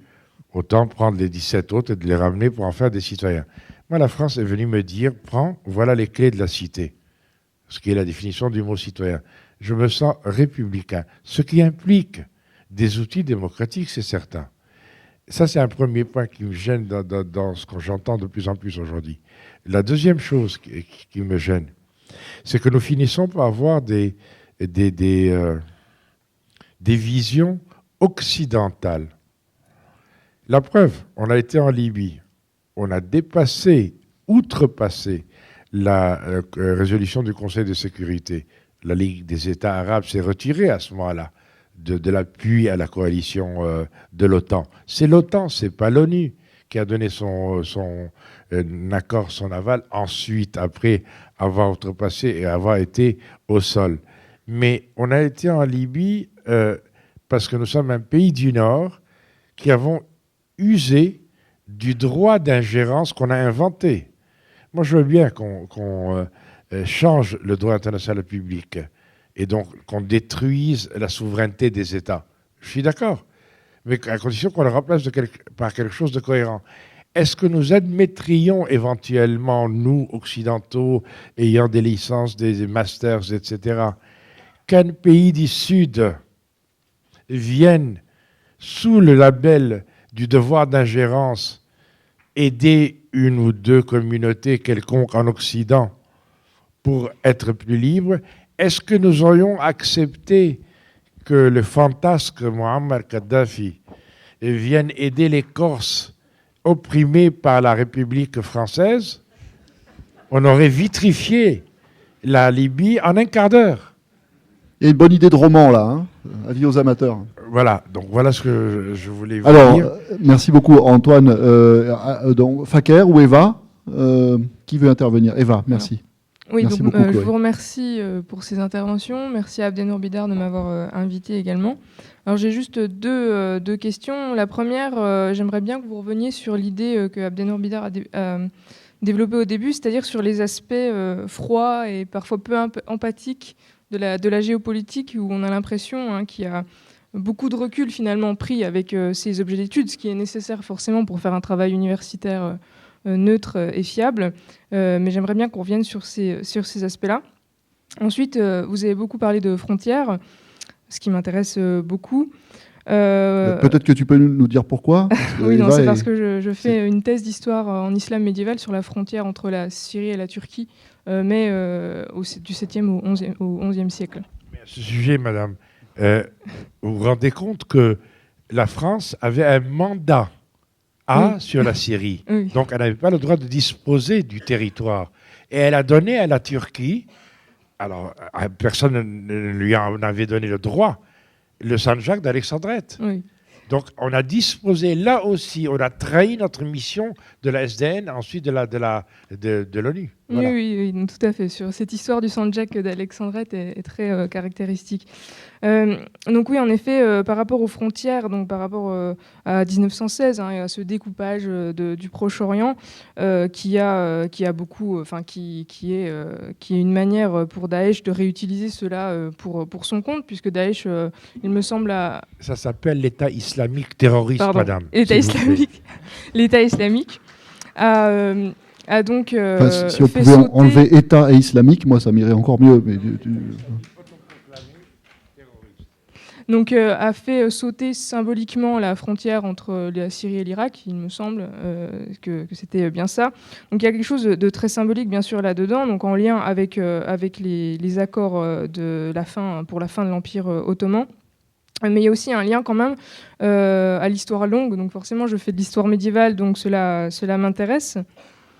Cette histoire longue, en fait, c'est de faire sauter ces frontières, fait un lien quand même à essayer de récupérer des anciennes frontières, celle du Cham, en fait, du Bilad al-Cham, c'est-à-dire que l'État islamique veut récupérer en fait ces anciennes frontières du Bilad al-Cham. D'ailleurs, l'État islamique a menacé la Jordanie à plusieurs reprises d'envahir la Jordanie, parce que la Jordanie faisait partie de cette entité, de cette province, de cette grande Syrie qui appartenait au califat omeyyade et abbasside. Donc il y a tout un discours en fait sur le territoire, sur l'ancien territoire des califats. Et est-ce que la géopolitique n'a pas aussi intérêt à s'attacher à ce temps très long, puisque l'État islamique utilise dans sa propagande de nombreuses références au début de l'islam, c'est-à-dire que Abu Bakr el-Baghdadi s'appelle Abu Bakr, c'est quand même le premier calife, un des premiers califes de l'islam. Donc il y a quand même une référence à ce temps long qui est intéressante et qui pourrait être plus développée. Voilà. Merci. Merci. Alors on dit au revoir à Antoine Sfer. Merci beaucoup d'avoir été présent ce soir avec nous. Vu. Bonsoir, merci beaucoup Antoine. Merci beaucoup. Antoine est appelé par une autre intervention. Voilà. Peut-être Pierre-Jean, sur le début de l'intervention d'Eva que vous avez entendue. Oui, je vais peut-être répondre, Abdenour, à votre question sur comment s'articule la note optimiste et la note pessimiste. Oui, d'accord. C'est-à-dire, faut-il espérer, désespérer la société civile a émergé de façon irréversible. Ça rend optimiste, et le chaos ne peut pas être arrêté dans le cadre des États en place. C'est mon avis, ça c'est la note pessimiste. Bon, je pense qu'effectivement, il y a eu une dégénérescence communautaire, confessionnelle, des printemps arabes dans les pays où ces États n'ont pas réussi, alors d'une part, à ouvrir un espace citoyen pour tous, égal, mais également dans la mesure où ils ont échoué à représenter les identités qui sont très fluctuantes dans la région. Par exemple, bon, c'est dommage qu'Antoine soit parti, mais la question se pose, existe-t-il une nation libanaise? Existe-t-il une nation syrienne? Existe-t-il une nation irakienne? Alors, les choses sont très complexes parce que, voyez, par exemple, quand je dis devant des amis irakiens que je pense que l'État irakien est mort et qu'il ne va pas renaître de ses cendres, ça ne leur fait pas plaisir parce qu'ils ont l'impression que on me dirait ça sur l'État français, je dirais, mais alors, qui suis-je du coup et où je suis actuellement? C'est peut-être l'incapacité des États en place à représenter aucune des identités, qu'elles soient locales, syriennes, libanaises ou irakiennes, dans la mesure où il y a toujours eu des exclus, mais également des utopies panarabes qui, paradoxalement aujourd'hui, sont reprises par l'État islamique. L'État islamique fait ce que les Nassériens et les bassistes n'ont pas réussi, c'est-à-dire au moment de la République arabe unie, parce que en fait, ils étaient davantage intéressés par leur contrôle des États locaux et que le discours, la rhétorique nationaliste arabe n'était là que pour attirer la sympathie d'un public acquis à la cause panarabiste à cette époque. Donc il y a beaucoup d'identités et ces identités aujourd'hui sont complexifiées par le fait que l'État islamique, notamment, à travers des campagnes de terreur, a réussi à convaincre chiites et sunnites qu'ils ne pouvaient plus vivre ensemble. Moi, j'ai connu Bagdad, qui était une ville multiconfessionnelle avec des quartiers mixtes, et aujourd'hui, c'est une ville où les communautés vivent claquemurées dans des quartiers protégés par des murs de béton. Donc, la question se pose aujourd'hui. Que signifie être irakien? Je vois que beaucoup d'amis sunnites arabes irakiens qui étaient les plus irakiens au moment où l'État irakien était sunnite, aujourd'hui sont en train de se désirakiser et regardent beaucoup plus du côté de la Syrie vers leurs frères en islam et en sunnisme dans la région de Deir ez-Zor et de Raqqa. Même chose au Liban, on a dans la mouvance salafiste libanaise, un processus de délibanisation d'une communauté sunnite qui a été la dernière à se libaniser aussi. Et on le voit très bien, la participation au combat en Syrie contre le Hezbollah de milices salafistes qui viennent de Tripoli et de Saïda. Donc il y a un grand jeu qui s'ouvre avec une multitude de possibilités dû au fait que les identités sont mouvantes et qu'aujourd'hui, hélas, le seul acteur qui semble répondre à une demande identitaire, c'est moi ce que j'appelle l'État islamique, parce que il se revendique État, et islamique, je ne suis pas une autorité religieuse pour dire, décréter qui est musulman et qui ne l'est pas. Oui, parce que du côté politique, donc, il y a une faillite tellement complète qu'il n'y a plus rien pour accueillir la demande d'identité, ni la représentation de la nation, ni les structures politiques de l'État. Alors, peut-être qu'on va enfin passer la parole à Faker. Je voudrais juste ajouter une chose, c'est que tous ces mini-États fondés en 1920 sous le régime mandataire, le Liban, la Syrie et l'Irak, il y a eu un tropisme envers les minorités de la part des puissances mandataires qui se sont appuyées sur les minorités contre les majorités. Ça a été le cas des Maronites au Liban. Ça a été le cas, on a divisé la Syrie au début en État des Alaouites, en État du Djebel Druze, État d'Alep, État de Damas. Mais très vite, le confessionnalisme a repris le dessus et les minorités ont réussi à prendre le pouvoir. Et en Irak, les Britanniques ont donné le pouvoir à la minorité arabe sunnite. Donc, jamais ces États n'ont réussi à représenter les identités dans le cadre des frontières dont ils héritaient. Faker. Alors, moi j'aurais une série de questions, enfin quelques questions, mais qui vont un peu dans le sens de ce que vous avez dit. Ouais, on va peut-être, on va dire réduire, on va prendre 2 questions, de telle façon qu'ensuite on ait le temps de prendre des questions qui viennent de la salle aussi. Hein. Donc, Fakir, peut-être tes 2 questions les plus, très court, alors, les plus saillantes. Très courte, c'est juste que j'ai une remarque qui est une remarque en forme de question, une question en forme de remarque, comme vous voulez. C'est que j'ai l'impression que ici, ce que traverse le monde arabe, c'est la question des États qui ont une tradition d'États centralisateurs, des États qui ont justement, comme vous avez dit, justement un État qui est ancien. Donc, par exemple, je prends le cas du Maroc, la Tunisie, de l'Égypte, qui n'ont pas bougé, ou même dans le Golfe, les pays qui ont une vieille tradition avec un État central qui marchait depuis longtemps n'ont pas bougé. Mais les pays dont, par exemple, le Yémen, il avait 2 capitales pendant un moment, c'est un système très tribal, la Libye, c'est pareil. Enfin, bref, ce que je veux dire ici, c'est que je pense que, c'est une question, est-ce que, finalement, dans ce que vous avez dit, vous avez laissé entendre qu'il y avait on va redessiner les cartes. Peut-être bon gré, mal gré, on va finir par redessiner les cartes. Et est-ce que finalement, ce ne sont pas les États qui ont une vieille tradition centralisatrice qui vont finalement tirer leur épingle du jeu? Première question. Et la deuxième question, c'est est-ce que ces changements de frontières, alors hypothétiques pour l'instant, serait envisageable d'un point de vue géopolitique? Est-ce que la communauté internationale accepterait que l'Irak, par exemple, se divise, qu'il y ait 3 États, ou qu'il y ait je ne sais pas combien, ou qu'une partie intègre un autre pays, etc. Est-ce que ça passerait? Ou est-ce qu'on ne risquerait pas d'aggraver les problèmes si jamais il devait y avoir des redessinements cartographiques? J'ai créé un mot. Redessination non plus. Non. Enfin, vous avez compris le concept. On a compris.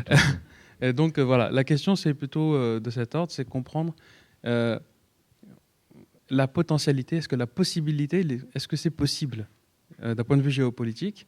Est-ce que ce serait accepté? Ou alors est-ce que ça ne risque pas d'aggraver les problèmes et vraiment de rentrer dans un conflit dont certains parlent déjà d'une sorte de 3e guerre mondiale voilà.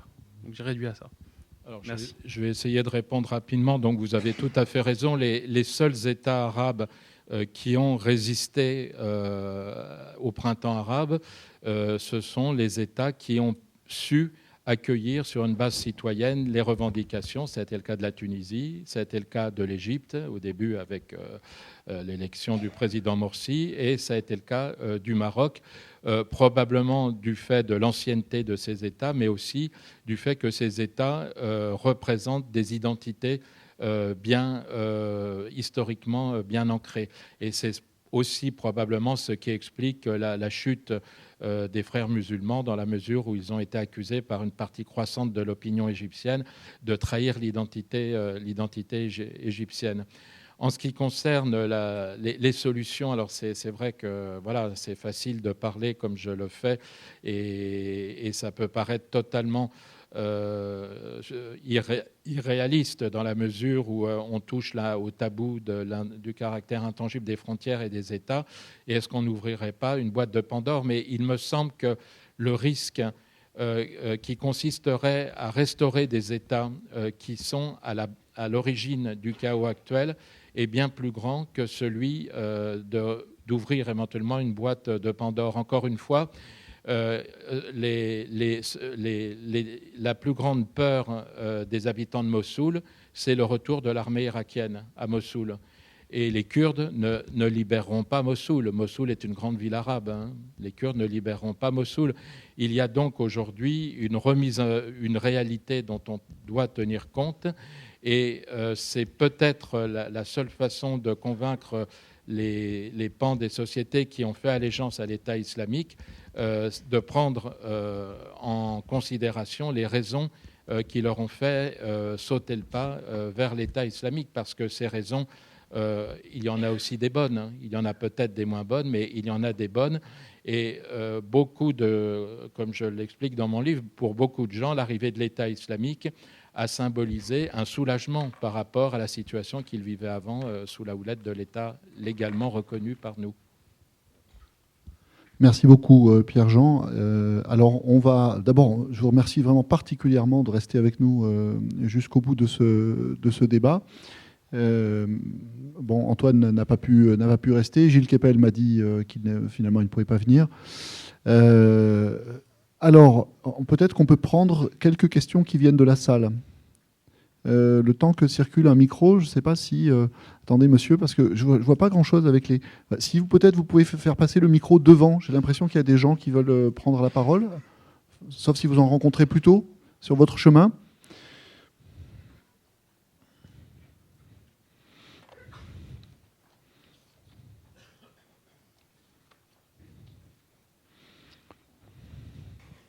Merci beaucoup. Est-ce que vous ne pensez pas que la solution, parce que je vois que personne n'a de solution jusqu'ici, ce serait le rétablissement des monarchies? Alors on parle de démocratie, la démocratie ça existe dans le canton d'Uri, d'Appenzell et de Glarus, mais pas ailleurs. Hein.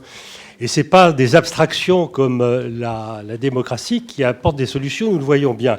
Dans une société tribale, c'est pas mauvais, les sociétés tribales. Il n'y a pas qu'on a dans les pays arabes, il y en a aussi en Corse, une société tribale. Bon. Dans une société tribale, on n'a pas de fidélité à l'égard des abstractions, comme la République, la démocratie, etc. On a des fidélités personnelles à l'égard d'un chef, surtout s'il est charismatique, s'il est commandeur des croyants, etc., comme on le voit au Maroc. Et on constate que tous les pays arabes stables sont des monarchies, y compris les pays du Golfe, le sultanat d'Oman dont on ne parle jamais, qui est dans une parfaite stabilité, avec une grande fidélité à l'égard du sultan Qaboos. Et est-ce qu'en rétablissant une monarchie, par exemple en Libye ou dans d'autres États, on n'aboutirait pas à une solution, c'est-à-dire une fédération des tribus dans une fidélité personnelle à un monarque qui serait un monarque croyant, qui serait une sorte de commandeur des croyants, puisque la religion ne peut pas être évacuée. On considère que la religion est quelque chose de mauvais dans ce pays, ce avec quoi je ne suis pas du tout d'accord. Proposition un peu baroque. mais prononcée avec un tel ton de sérieux qu'on a envie de la prendre au sérieux, même si, bon, personnellement, ça me paraît un petit peu étrange. Parce que je n'ai pas l'impression... mais vous allez sans doute me trouver très naïf, que ça va dans le sens de l'histoire. Mais y a-t-il encore un sens de l'histoire, hein? Néanmoins, la monarchie, quelles que soient les capacités qui sont les siennes à établir quelque part à la fois un pouvoir réel et une stabilité politique, me semble en même temps incompatible par définition, hein, avec la réponse à des aspirations qui sont des aspirations citoyennes et l'aspiration moderne, contemporaine, à un pluralisme politique. Et se pose aussi la question difficile de la liaison que vous faites naturellement, spontanément, entre le politique et le religieux. Hein, ce que vous évoquez, pourquoi pas, mais ça pose davantage de questions, à mon avis, que ça n'apporte de réponses. Pierre-Jean, Louisa. Bon, pour répondre brièvement, oui, vous avez raison, les monarchies, du fait de leur ancrage religieux, ont eu davantage de résistance.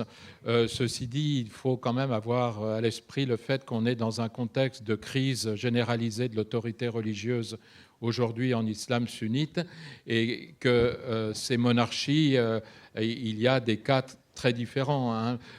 C'est vrai que la monarchie marocaine a réussi à gérer, et je pense que la monarchie n'est pas antinomique avec le pluralisme et un développement démocratique, hein, d'un pays, y compris sur des bases religieuses. Mais on a le contre-exemple de l'Arabie saoudite, hein, dont les fondements sont menacés avec donc la menace salafiste jusque dans la famille royale et le réveil de l'opposition chiite. Voilà, donc les choses sont, je pense,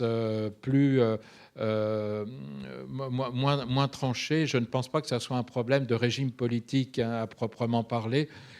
C'est surtout un problème bien au-delà, c'est-à-dire du cadre étatique, que le régime soit républicain ou monarchiste, finalement, importe peu. Le Maroc a une identité, l'Arabie saoudite n'a pas d'identité, hein. Il y a les gens du Hedjaz, les gens du Hassa, qui ne se considèrent pas comme des citoyens du même pays.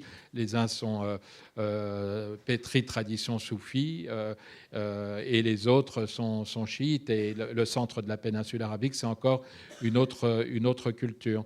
Donc voilà, je pense que la religion a sa place. Je ne vois pas de contradiction entre un régime démocratique et un ancrage religieux, à condition que les droits du citoyen soient respectés. C'est effectivement l'objet d'un savant dosage. On le voit très bien en Tunisie, par exemple, où les deux systèmes constitutionnels sont juxtaposés avec des ajustements et des négociations permanentes. Mais c'est ça, justement, la démocratie, c'est de prendre pied dans un pays en respectant l'identité du pays et en permettant à la pluralité en même temps de s'exprimer. Oui, alors là, je ne suis pas tout à fait d'accord, parce qu'il me semble que là où il y a une monarchie qui continue d'exercer un pouvoir réel, et voire un monopole un monopole de pouvoir, c'est très difficilement compatible avec le respect et l'effectivité d'un pluralisme des convictions politiques, d'un pluralisme des partis et d'une véritable vie démocratique et d'une véritable liberté du citoyen en face du pouvoir politique. Donc il me semble, et là en revanche je serais assez d'accord avec vous, que c'est peut-être une question de dosage, c'est-à-dire qu'on peut imaginer, on a le cas dans un certain nombre de monarchies du monde, que la monarchie conserve par rapport à l'identité une existence symbolique et qu'elle conserve une part de pouvoir symbolique, mais j'ai l'impression que partout où la monarchie continue d'exercer un pouvoir réel, alors là il y a quelque chose qui presque par définition, pas presque, par définition, me semble antithétique avec l'exercice d'une véritable liberté citoyenne, ne serait-ce que sur un plan. Lorsqu'un monarque est commandeur des croyants, c'est-à-dire qu'il est le maître de la religion et de l'orthodoxie religieuse, je ne vois pas comment c'est compatible avec, dans le domaine religieux, l'existence d'une véritable liberté de conscience, c'est-à-dire d'une véritable liberté vis-à-vis de la religion, de la part du citoyen, de la part de l'individu, qui n'est d'ailleurs pas seulement un citoyen. Donc là, il y a des choses qui me semblent quand même très délicates à articuler. Alors, est-ce qu'on peut peut-être prendre, voilà, monsieur, une deuxième question je suis un petit peu inquiet, il n'y a que des hommes qui veulent poser des questions. Peut-être madame là-bas, alors, oui. Ah bah, trop tard, le micro est arrivé en bas. Voilà. Ensuite, si on pouvait donner la parole à la dame qui est au fond là-bas, ce serait très bien. Monsieur, bonsoir. Bonsoir. Le premier point, c'est concernant ce qui est dit Monsieur Sfer sur la Mésopotamie. Sur la, pardon ? Sur la Mésopotamie, c'est-à-dire la terre entre les deux rivières, le Tigre et l'Euphrate. C'est pas exact, parce qu'il a dit Kirkouk, il est l'autre côté, donc il n'est pas dans la Mésopotamie. Mais la Mésopotamie, c'est la vallée. C'est tout la vallée de les deux rivières. C'est une petite note. Très bien. La deuxième question. On n'a pas parlé sur le mouvement économique, c'est-à-dire le programme économique de libéralisation et leur impact sur la situation de population depuis 20 ans. C'est-à-dire la pauvreté, le chômage des jeunes, c'est aussi lié à l'application rigoureuse, surveillée par la FMI, de ce programme d'austérité qui est visé à réduire le rôle de l'État et affaiblir l'État. Et dans cette situation, c'est automatiquement il y a un mouvement de contestation contre la pauvreté et le chômage. Deuxième condition, c'est la question de la politique de l'embargo qui est exercée par les États-Unis et les grandes puissances. Parce que par l'embargo, on a permis de développer des réseaux informels et de finances grises et marché noir. Et c'est les deux éléments, on ne doit pas nier, derrière la naissance de Daesh et ce mouvement radical. Troisième point et dernier, l'État d'Israël, il a réclamé que c'est un État des Juifs. Et est-ce que la naissance de Daesh et l'État islamique, c'est pour, disons, dans une logique dialectique, l'existence de cet État islamique, c'est une réponse indirecte ou implicite et voulue par les Occidentaux et par Israël pour justifier l'identité juive de cet État. Merci.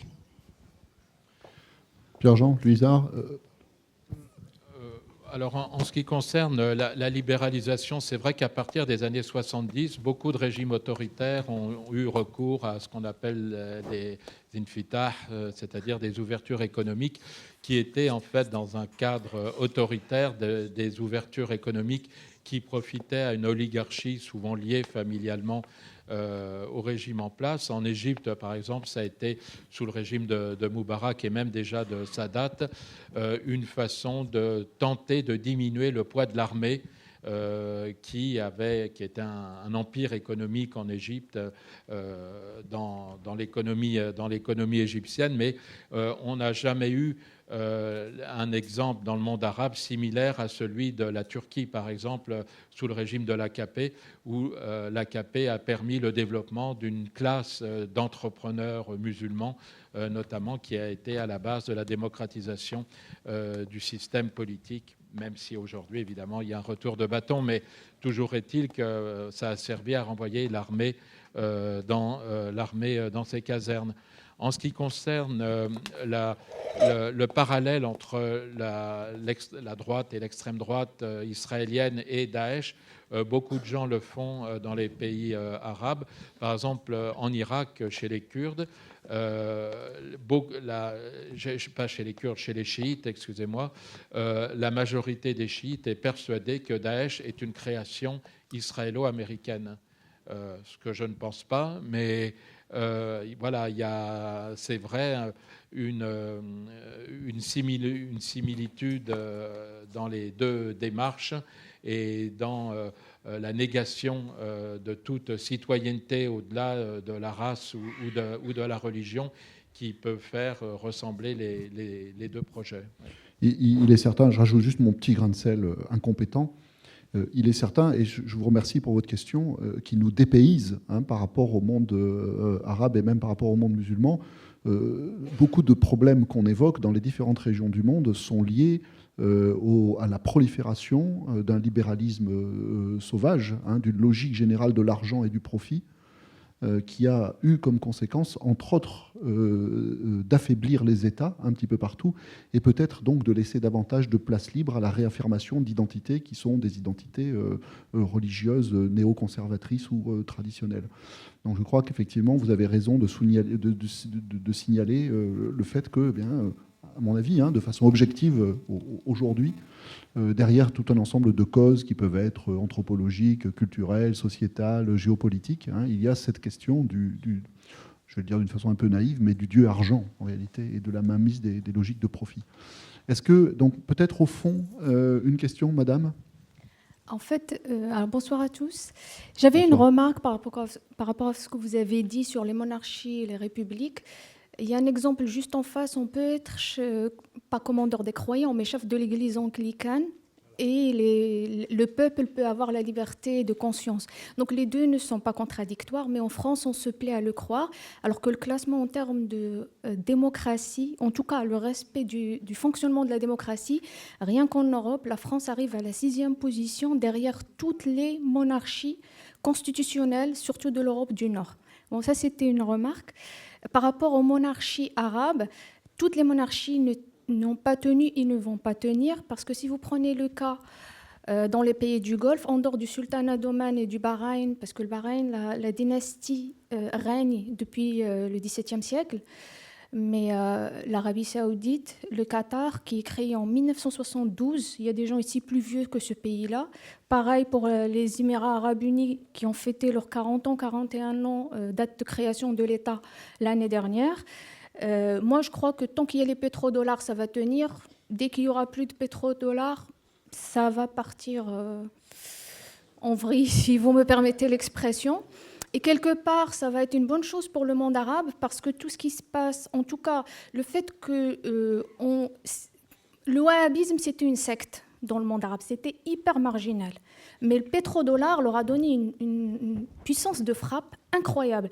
Le monde musulman était traversé par beaucoup de crises parce que la blessure initiale, c'est justement l'expédition Napoléon. C'est là où le monde musulman s'est confronté à l'Occident. Et depuis ce moment-là, on est dans une relation de fascination et détestation, les deux en même temps.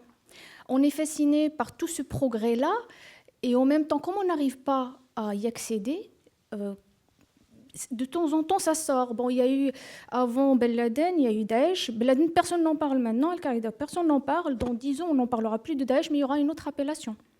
Ça sera quelque chose d'autre. Donc, le problème pour moi, en tout cas, je m'intéresse au monde arabe, je suis d'origine marocaine, et pour faire juste un petit aparté sur le Maroc, effectivement, c'est une vieille nation, un vieux État qui n'est pas toujours centralisé. C'est aussi l'impact de la France en tant que pays colonisateur. À la base, c'est un pays très régionalisé.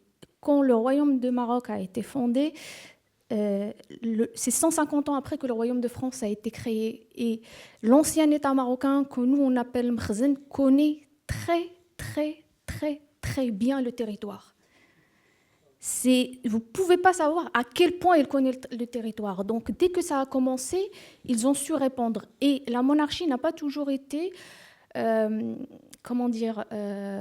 une réponse à la situation marocaine. Parce que dans les années 60-70, il y a eu plusieurs tentatives de coup d'État pour renverser justement la monarchie. Mais c'est passé 30 ans de guerre, de 1965 à 1995, avant que la hache de guerre soit enterrée et que la monarchie et la gauche marocaine s'assoient autour d'une table et qu'ils se disent « il faudrait peut-être qu'on pense autrement ». Et ce qui s'est passé, c'est que le roi Hassan II était en fin de vie, il voulait préparer la transition par rapport à son fils. Et c'est pour ça que cette alliance a eu lieu, ce qu'on a appelé l'alternance. En arabe, c'est Tanaoub, mais c'était concerté, c'est pas réellement sorti des urnes. Et donc, dernière chose, et là c'est une question par rapport à ce que vous avez dit, juste une question. Comment est-ce possible, parce que moi ça me dépasse, qu'on me dise que les États-Unis ne savaient pas ce qu'ils faisaient en Irak. Ça me dépasse. Ils ont des universités, ils ont des moyens incroyables. Quand on sait qu'avant que les Français et les Anglais se partagent le monde arabe, il y avait des géographes qui ont étudié chaque pierre dans cet espace-là. Ils savent le mouvement des tribus qui sont nomades, à quel mois de l'année ils seront, à quel endroit. Comment est-ce possible qu'ils ne savaient pas que 70% des Irakiens sont des chiites, que si on faisait tomber cet État-là, forcément ça va profiter aux Iraniens? Ça me dépasse. On ne va pas me faire croire qu'ils ne savaient pas. Non, mais vous savez, dans les universités américaines, on fait surtout du sport. Hein. Oui, mais peut-être. Mais ceux qui dirigent... Non, c'est une plaisanterie. Non, mais ceux qui... Non, mais c'est ce que vous dites. Et... Vrai, mais ceux qui dirigent le pays, ils le dirigent sur 50 ans. Ou sinon, l'Occident n'est plus ce qu'on croit. En tout cas, moi, je viens du Maroc. Sinon, ça veut dire que l'Occident, c'est en déclin s'il ne maîtrise plus ce qui se passe dans le monde arabe. Alors, merci beaucoup. Pierre-Jean, peut-être... voilà, merci. Pierre-Jean Louisard, une réponse, et puis je crois qu'il sera temps de s'arrêter. Hein, on dépasse 20h30. Pierre-Jean, peut-être une petite remarque ? Oui, en ce qui concerne la fin de votre intervention, je rappelle que le président Bush, au moment de lancer les troupes américaines à la conquête de l'Irak, avait laissé échapper cette phrase qui a fait mouche depuis. Ah, je ne savais pas qu'il y avait des sunnites et des chiites. Voilà. Mais si vous voulez, là, on est toujours dans la... il faut se remettre dans le contexte de l'après 11 septembre où il devait y avoir un adversaire expiatoire. Et cet adversaire, en l'occurrence, peu importe qu'il se soit agi de l'ancien allié, alors qu'aux États-Unis, la plupart des lobbies américains intéressés dans le dossier irakien étaient hostiles à l'occupation de l'Irak, prévoyant bien ce qui s'est passé par la suite. En ce qui concerne voilà, ce que vous avez dit sur le Maroc et la nature du régime politique, voilà, république ou monarchie, bon, on sait qu'il n'y a pas de république laïque dans le monde arabe. Même la Syrie ou la Tunisie de Bourguiba se réclamait un grand moujtahid. Il interprétait l'islam à sa façon. Et dans la constitution syrienne, actuellement, il est toujours dit que le président de la République ne peut être que musulman. Donc, voilà, il y a des systèmes politiques et il y a des réalités. Et encore une fois, bon, Abdel-Nour a tout à fait eu raison de dire que la Grande-Bretagne, où la reine d'Angleterre est le chef de l'Église anglicane, est mieux notée en matière de liberté religieuse que la République laïque française. Voilà. Ah, c'est madame qui l'a dit, hein, que le mérite revienne. Merci beaucoup, merci à tous d'être restés aussi longtemps. Et puis bonne fin de soirée, rentrez bien.